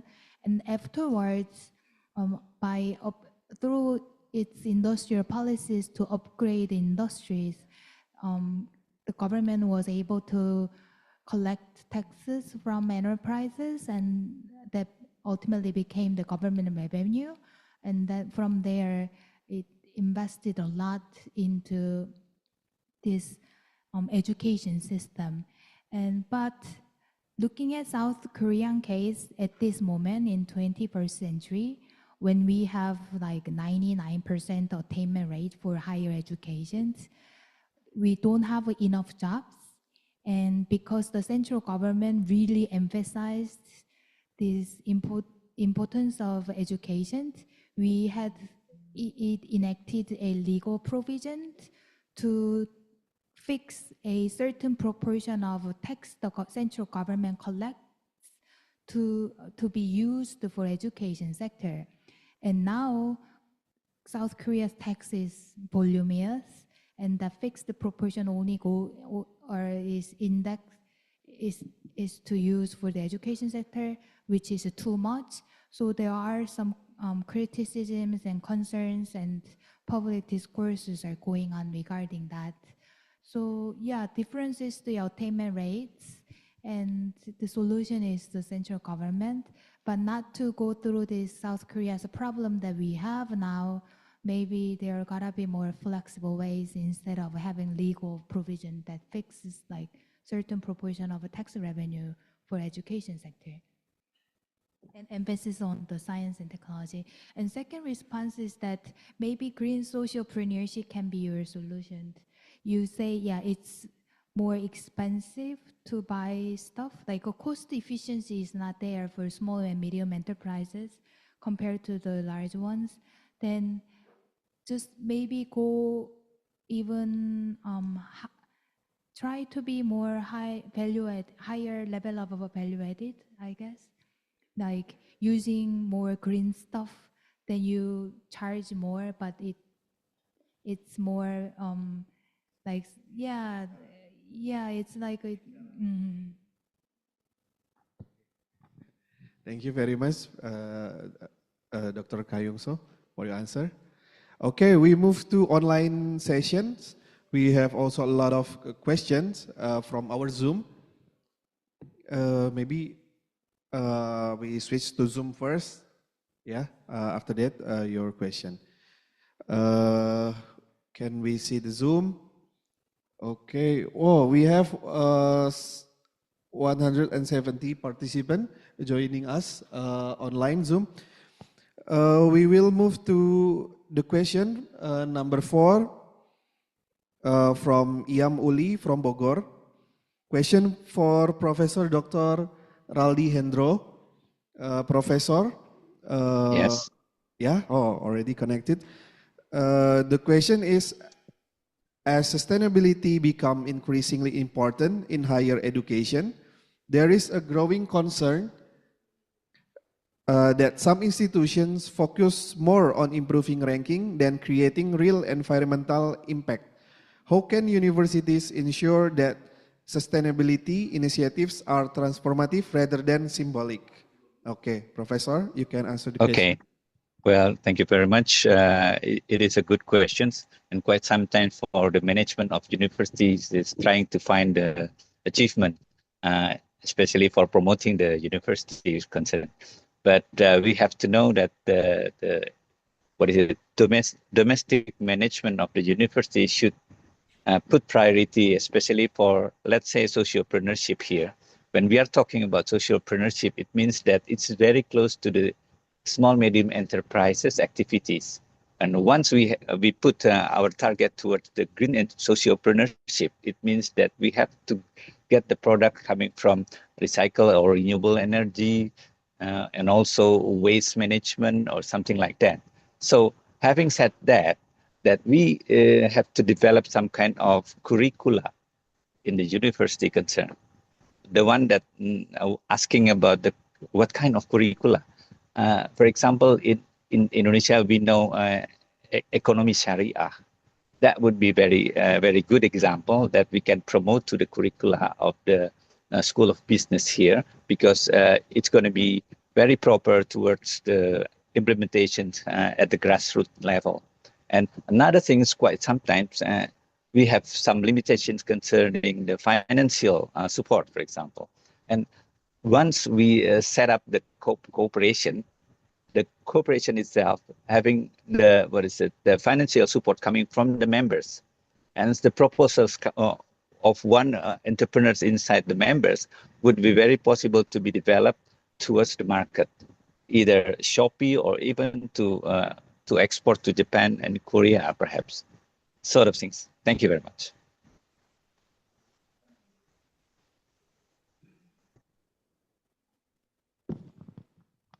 Okay, thank you, Professor, for your answer.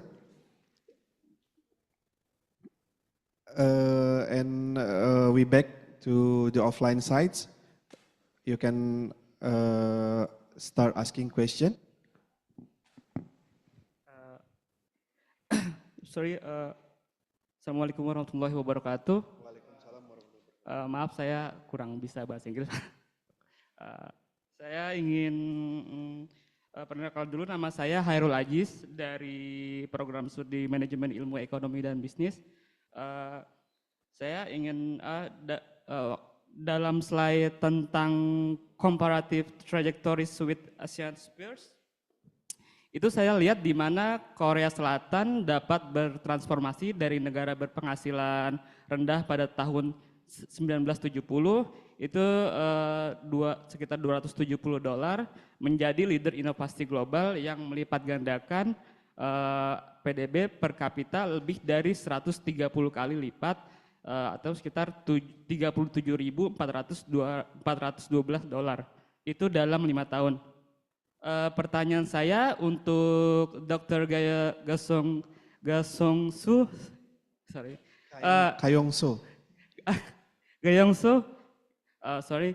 bagaimana Indonesia dapat mempercepat transformasi struktural ekonominya agar mampu mengejar ketertinggalan dari Korea Selatan, mengingat Indonesia memiliki sumber daya alam yang lebih melimpah, tetapi pertumbuhan Gross Domestic Product atau GDP per kapitanya masih jauh di bawah Korea Selatan. Itu saja. Terima kasih. Assalamualaikum warahmatullahi wabarakatuh. Thank you very much for your question. Give applause. Okay, so our student is asking about a comparative between South Korea and Indonesia. The students saw how South Korea transformed from a low-income country in 1970 to a global innovation leader that multiplied its GDP per capita more than 130-fold times. So the question is, how can Indonesia accelerate its structural economics transformations to catch up with South Korea? Given that Indonesia has abundant natural resources, but the GDP growth is still far below South Korea. Yeah. There are many differences across space and time. For time, when South Korea developed mid-late 20th century, now it's the 21st century, that has triple burdens like green economy. We need to think of minimizing carbon emissions, and also social development is such a critical area, and along with all this economic development. And that's the time aspect. And for the space, South Korea, as you already know, we don't have like abundant natural resources, and territory very small, and it's peninsula. And we just had a major war in 1950. So immediately after that, basically this country, war-ridden, had nothing. But as I mentioned, we got a lot of foreign aid. Luckily, South Korea was part of the right bloc during the Cold War. So we received a lot of official development assistance from the US. And smartly, the president used a lot of them to eradicate poverty, but also to universalize primary education. So people became all literate. Before, only selected people could go to like what's Eastern concept of a school in South Korea. And along with this government's investment in human capital, we had industrial policy to constantly upgrade our industry level of technology and the industries that we specialize in. And so in 1970, labor-intensive sector, which was textile, was the primary source of exports. And then later on, heavy chemical, automobile, and electronics, and etc. And along with this top-down approach of industrial policy, we had the Undong that Dr. Halim has mentioned, that which was more grassroots oriented. Undong, although initiated by the central government, it was just like the Indonesia's Ministry of Small and Medium Enterprises.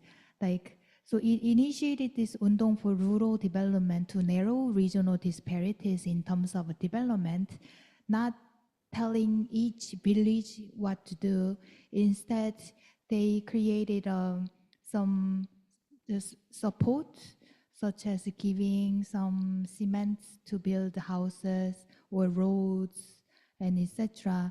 And so each village had to come up with their own context-dependent strategies to develop themselves.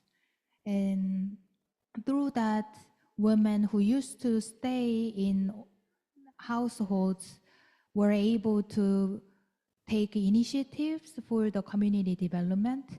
Through that, organically, women became social actors. And yeah, so these two are the major contributors for South Korea's development. There are more details like large enterprises to to have economies of scale based upon vertical integration. And South Korea's central government organizational chart was very efficiently designed. So we had a president. Underneath it, we had the economic planning board, which is in parallel to this Bapenas in Indonesia. So it was very easy to coordinate things. So president tells economic planning board, or economic planning board develops national plans, and then all these ministries followed. Yep, that's it. Thank you. Thank you very much for your answer. And we will move back to online. Check our Zoom question. Number 6 from Arisetia Wigati, our student from Universitas Terbuka Malang, want to ask Professor Dr. Raldi Hendro about the example that you present before. KB expand to export market to earn enough profit and keep operations sustainable. How do you decide what share of profit is reinvested back into community program or environmental improvement compared to what is used only for business expansion? How do you align international market requirement with fair pricing and local needs? Thank you very much for your explanation. Okay. Well, okay, thank you very much. It is a good question anyway, because basically we put priority first concerning the activities for product. And then once we have some kind of renewable energy or even waste product, we can produce and we can sell domestically first. And then the KB management has a good relations with 1 or 2 companies abroad, and they are trying to support about the, let's say, the requirement coming from us for supply chain, make sure that supply chain is okay. For example, sawdust, even in the KB, and we just support them with the situations of international market and also the price setup among the 2 parties involved. So sort of things that would be very possible to be developed. And of course, KB is not that good in terms of fundings from abroad, but we have a good. I think we have a good relations with state-owned government bank, for example, from Mandiri or even from the credit union or whatever it is.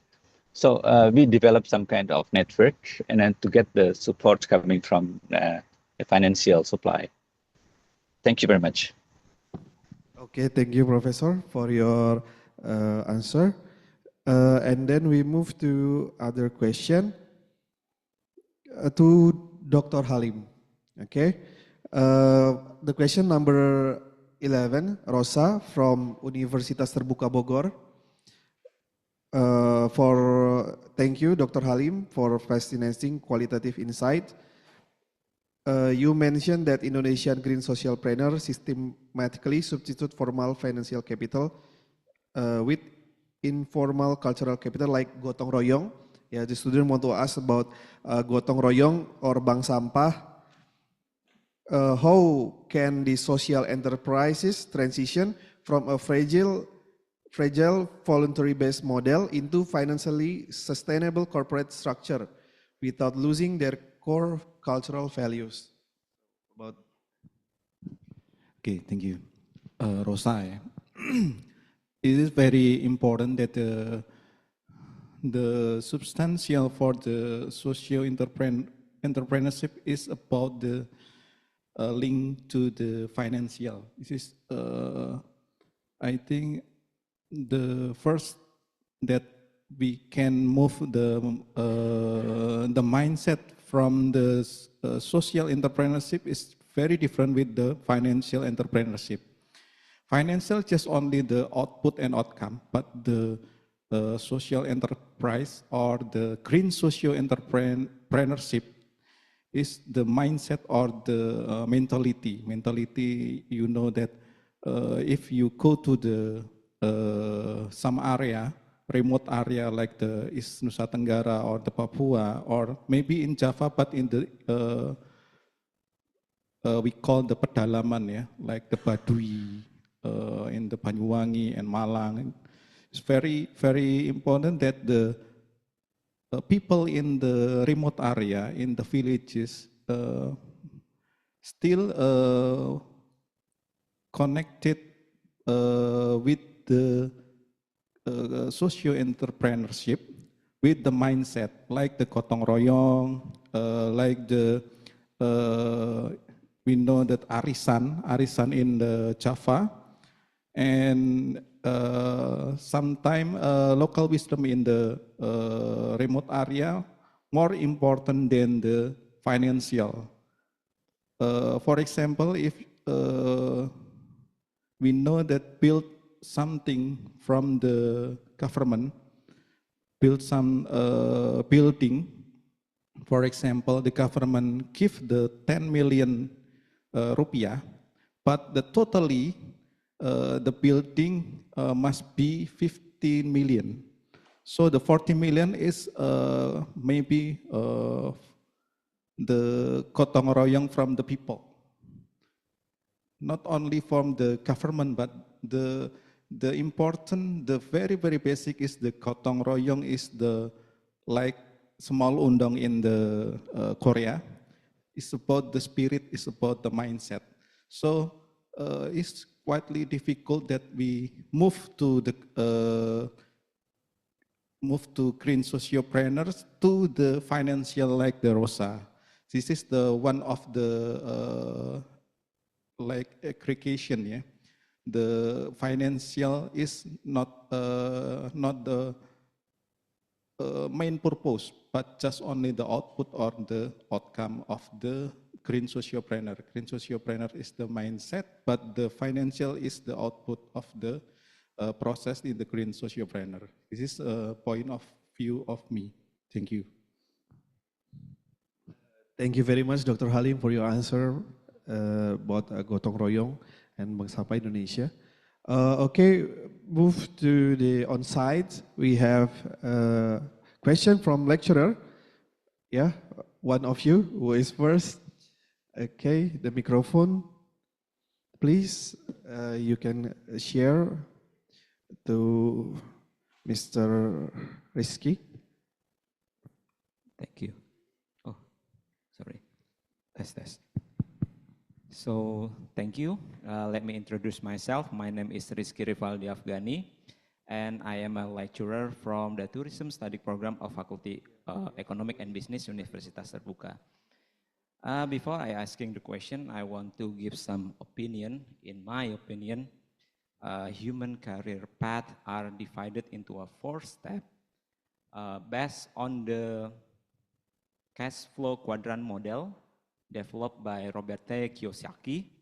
The first one is an employee, the second one is a self-employee, the third is a business owner, and the fourth is an investor. So my question is, what is the best advice to the young generation of Indonesia who wants to become a green sociopreneur? Is it the best way is to become employee first, or just jump off the cliff, take the risk, and become a green sociopreneur? Thank you. And my question goes to both to Dr. Halim and Dr. Gayung So. Thank you. Okay, give applause. Thank you very much for your question. Okay, who is first? I say the same thing to my students that whenever I give lectures. Yeah, I think it's even if you fail, it becomes a learning experience. So yeah, establish a startup is what I will encourage. If you are in college or if you are immediate graduates of undergraduate studies or even any degree programs. And yeah, that's my answer. Yeah, for quadrant, it's very interesting. Mr. Cici ya, betul ya? Salah ya saya? Okay, I think 4 of them is the priorities, the important maybe it is 25, 25, 25, and 25. But in my opinion or in my POV, the important thing is, the most important is the employee or the human capital capacity. If you drive something to the investor, you must have the capacity building for your employee first. If your employee have the quality and the capacity, so they can build your organization to achieve or to make your dream comes true. Like have investor, like. But it is my point of view, yeah, not to our country. Our country, I don't know. But it is my point of view. Maybe this is my answer, Mr. Cici. Thank you. Saya manggilnya gitu aja ya. Thank you. Thank you very much. We move to the next question. Mr. Nihan.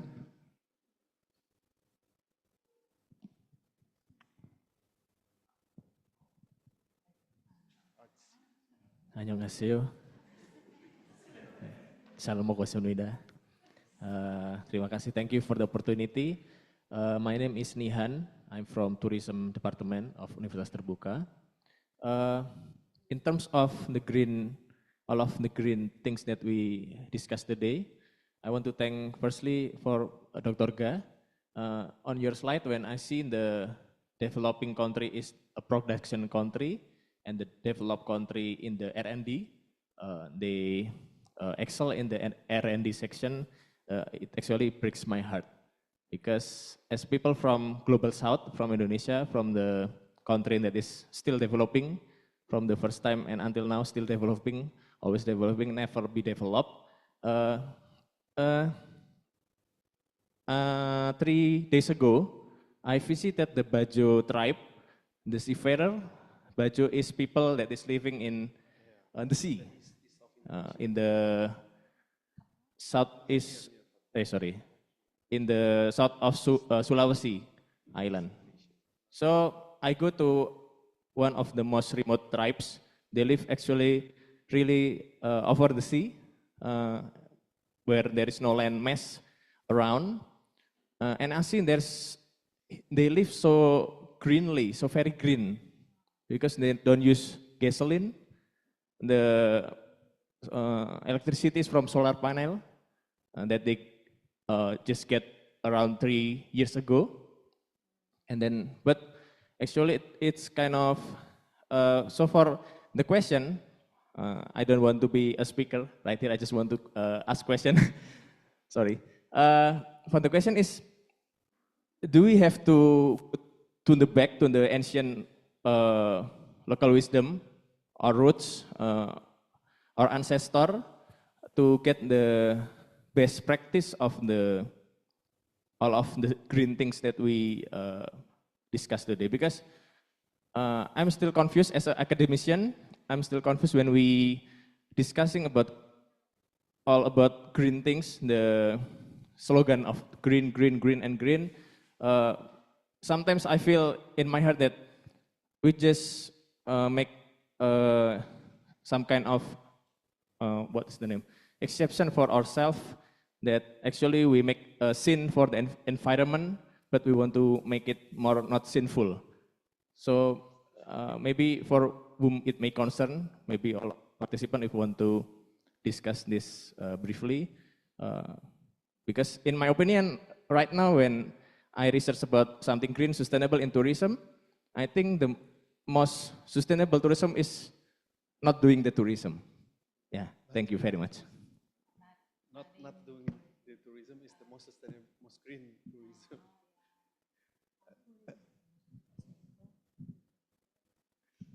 Not doing the tourism. Okay, thank you very much, Mr. Nihan. You can give your opinions. The question is what?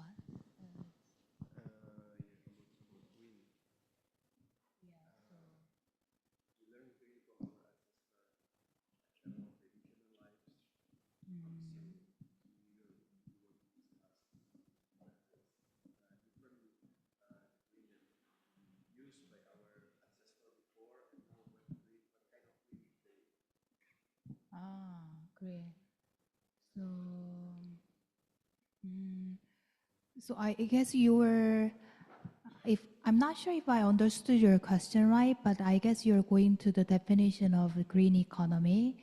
And green economy mostly attached with technological advancement, such as renewable energy sector and etc.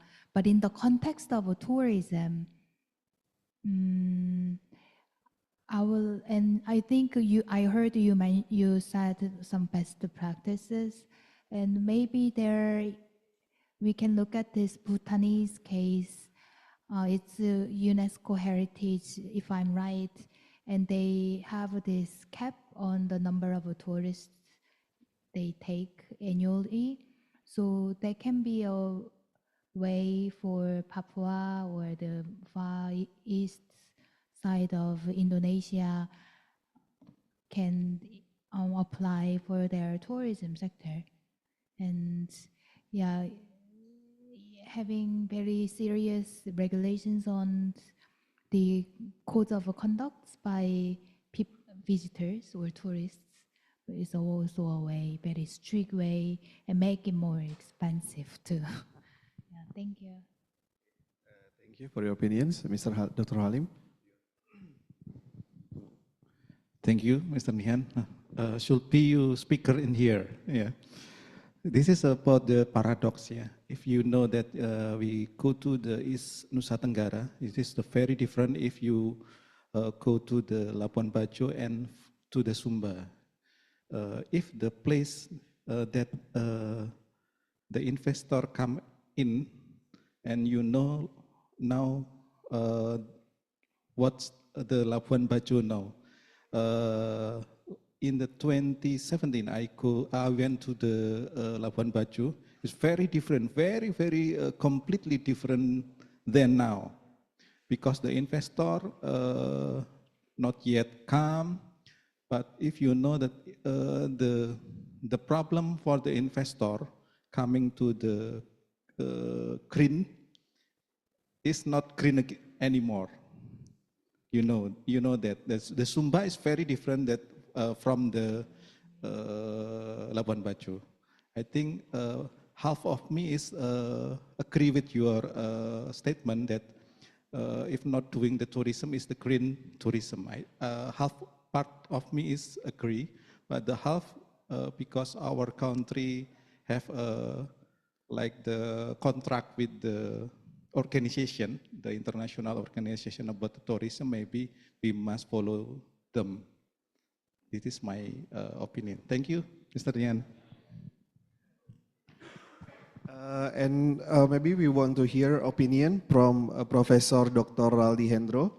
What is your opinion about green tourism in Indonesia? Thank you, moderator. Well, it is a good question, but quite sometimes all depends on the human condition. I mean, if we put the priority on human capital, it means that we strive to develop some capacity building. That's the important thing.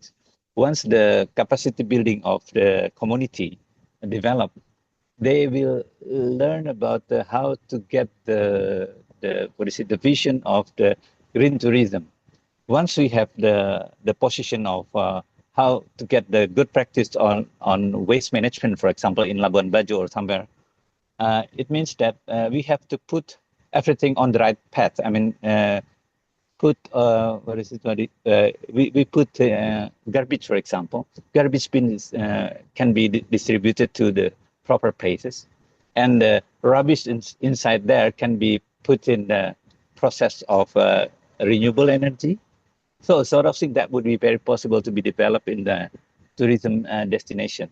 Once the investor coming, they have to know the priority of the area concerned. That's the important thing. Once we have the thought of green tourism, they also concerned about the priority of green aspects inside there. So once we develop the capacity building, that would be more important than others. Once the community knows about and understands about what is the green tourism, they will learn about how to manage the garbage, how to manage the waste or something like that. So it's going to be what is it? The human at the at the actor, and also the environment would be supporting the positions of tourism itself. So in my view, I'm still positive to think about the green tourism. Thank you very much. Okay, thank you, Professor, for your opinions and suggestion. We move to Q&A sessions online for question number 8 from Monica from Jakarta. Okay, to the list of question number 8. Okay, the question is for Professor Dr. Raldi, number 8. Okay, yeah. There is a growing interest in impact measurement and sustainability metrics. However, measuring social and environmental impact remains significantly more complex than measuring financial performance. What indicators or frameworks do you consider most reliable for evaluating the true successes of green sociopreneurial initiatives? Okay, professors. Okay, thank you very much. It is a good question, and I believe we know that the condition of green metrics, basically we are trying to measure all the potential things for green issues. And knowing the situations of the human beings, and you know, in the green metrics, or let's say UI GreenMetric, we come back to the curricula and also the curricula related to the sustainability, and also the financial support towards the activity within the campus. And again, we come back to the human resource development. So once we develop the capacity building, as I mentioned before, and then we develop also the green economy inside there. So social activity would be inclusiveness in there. And then as I mentioned before, that we try to develop some kind of 3 Ps initiative, planet, and not only people, but also planet and profit. So once we put priority on the product for the green economy, so we know what to do with the side of even that the local products, or even the local wisdom supporting the positions of, let's say, the tourism best placed. So it's going to be like develop some kind of visions of green. Either we measure or not, but basically if we renew that and all those things with renewable energy, and also perhaps the recycled water or whatever it is, so it's going to be very proper if we develop some kind of green initiative on site there. Thank you. Okay, thank you very much, Professor, for your answer. And for the second questions for Dr. Kayungso, yeah, the question is from Monica from Jakarta, question number 8 in the second part. The question is about cross-sector collaborations between governments, agencies, university, private companies, and social enterprises often face conflicting priorities and institutional barriers.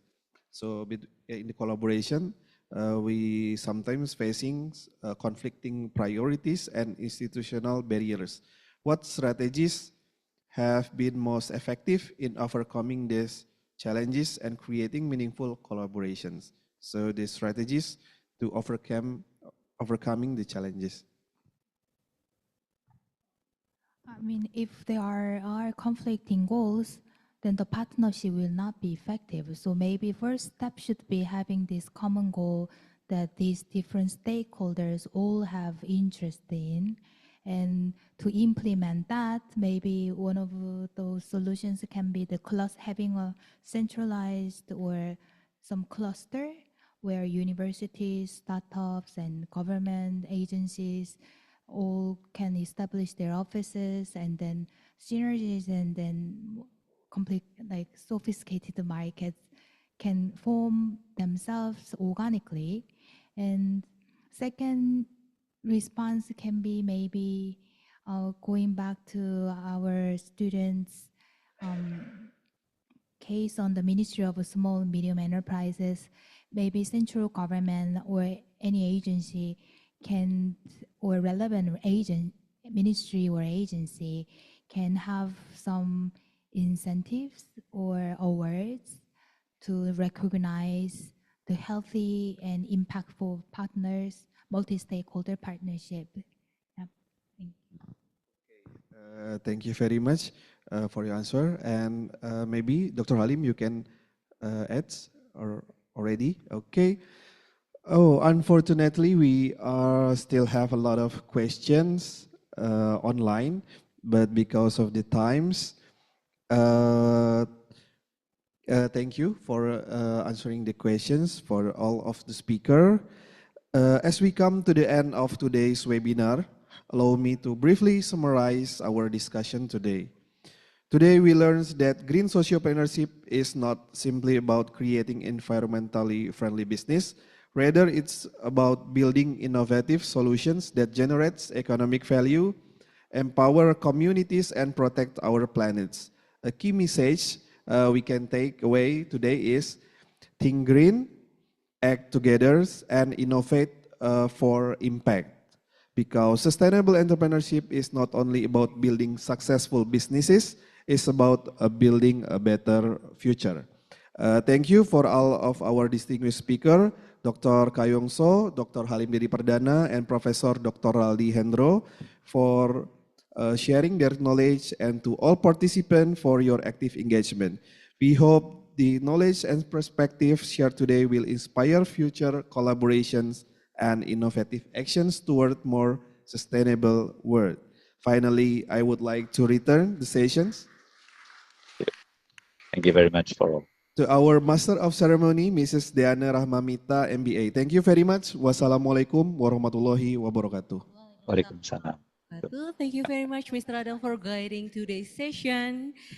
So, ladies and gentlemen, as an expression of our gratitude, we will now proceed with the presentation of certificates and tokens of appreciation to our distinguished speakers. So, may we kindly invite the Dean of the Faculty of Economic and Business, Dr. Meirani, and the Head of Entrepreneurship Study Program, Dr. Maya Maria, to come forward. And for the our distinguished speakers, please come forward.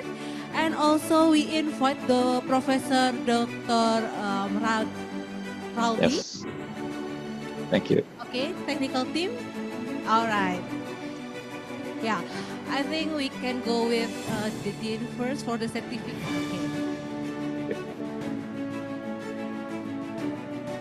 Okay, for the first certificates.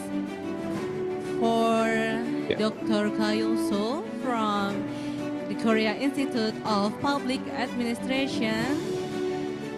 Okay, thank you. And then for Dr. Halim Dedy Perdana. Okay. All right, thank you. And we have the symbolic certificates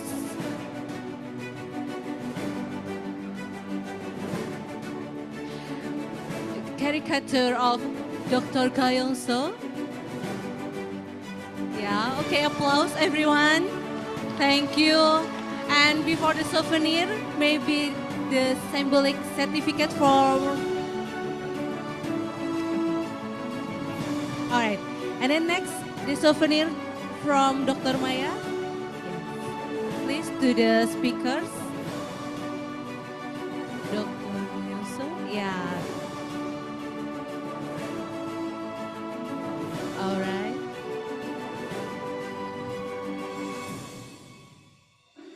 Okay, thank you. And please don't move and remain at the front because we have symbolic certificate for Professor Raldi.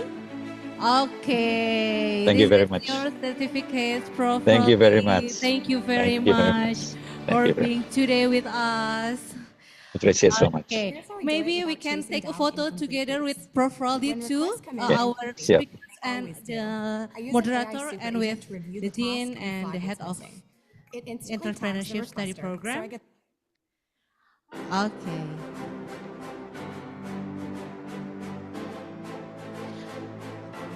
All right. So we have 3 posts. First pose is a formal pose. Yes, you can smile toward the camera. 1, 2, 3. Okay, once again, 1, 2, 3. Okay, your spirit pose, please. Your spirit pose. Okay. Yeah, spirit pose. 1, 2, 3. Okay. Okay, once more. 1, 2, 3. Okay. And then UT pose. Yes, your hands is okay. UT pose, Prof. Okay. Okay. Sorry, the screen, please. Okay. 1, 2, 3. All right. 1, 2, 3. Okay. Okay. Enough. Thank you very much. And Thank you very much. once you can face the screen, so all participants here will have the documentation with our distinguished speakers, and yeah, please stand up, everyone.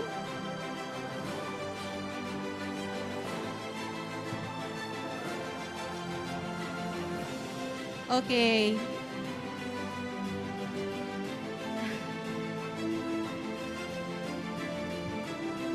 Okay, with 3 pose, yeah. First is formal pose.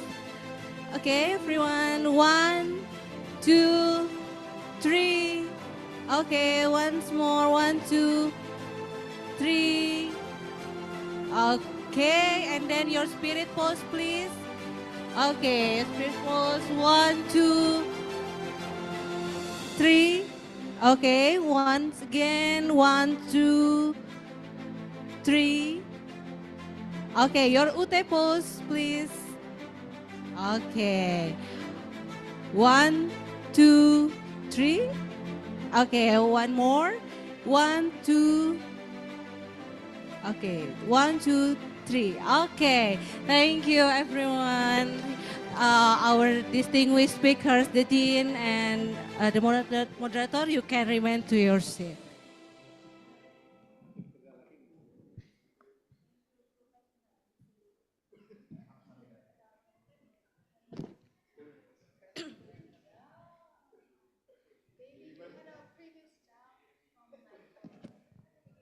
Hello. All right, you may return to your seat. Thank you very much. Okay.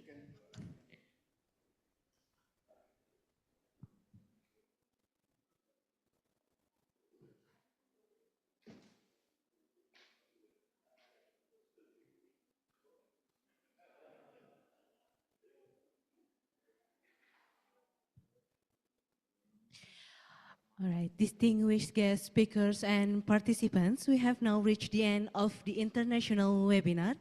On behalf of the Entrepreneurship Study Program of Universitas Terbuka and the organizing committee, we extend our sincere gratitude to all supporting institutions, distinguished speakers, moderator, committee members, and participants for contributing to today's event. We hope that the knowledge and perspective shared today will not end with this webinar, but will inspire concrete actions, innovative collaborations, and sustainable entrepreneurial initiatives in the future. I'm Diana Rahmamita. As the Master of Ceremony, would like to apologize for any shortcomings or inconvenience during today's event. Thank you very much for your attention. Have a pleasant afternoon, and we look forward to welcoming you again at Universitas Terbuka event. Wassalamualaikum warahmatullahi wabarakatuh. Good afternoon and salam Entrepreneurs. Waalaikumsalam.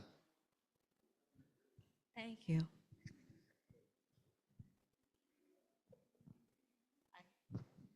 Ladies and gentlemen, for lunch, we have lunch offer here out of our room. Yeah. In the left of our room, there's a lunch for all the participants. Thank you.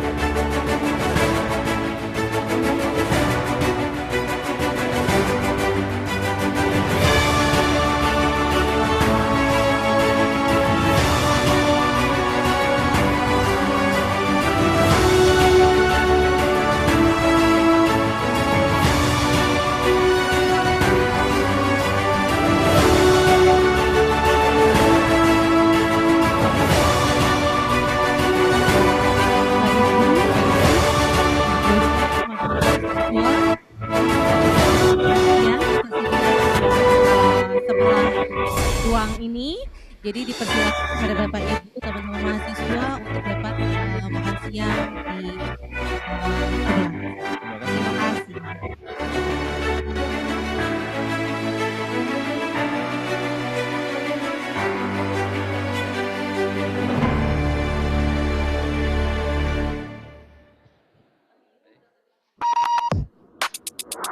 Find your inner anthem, write another stanza.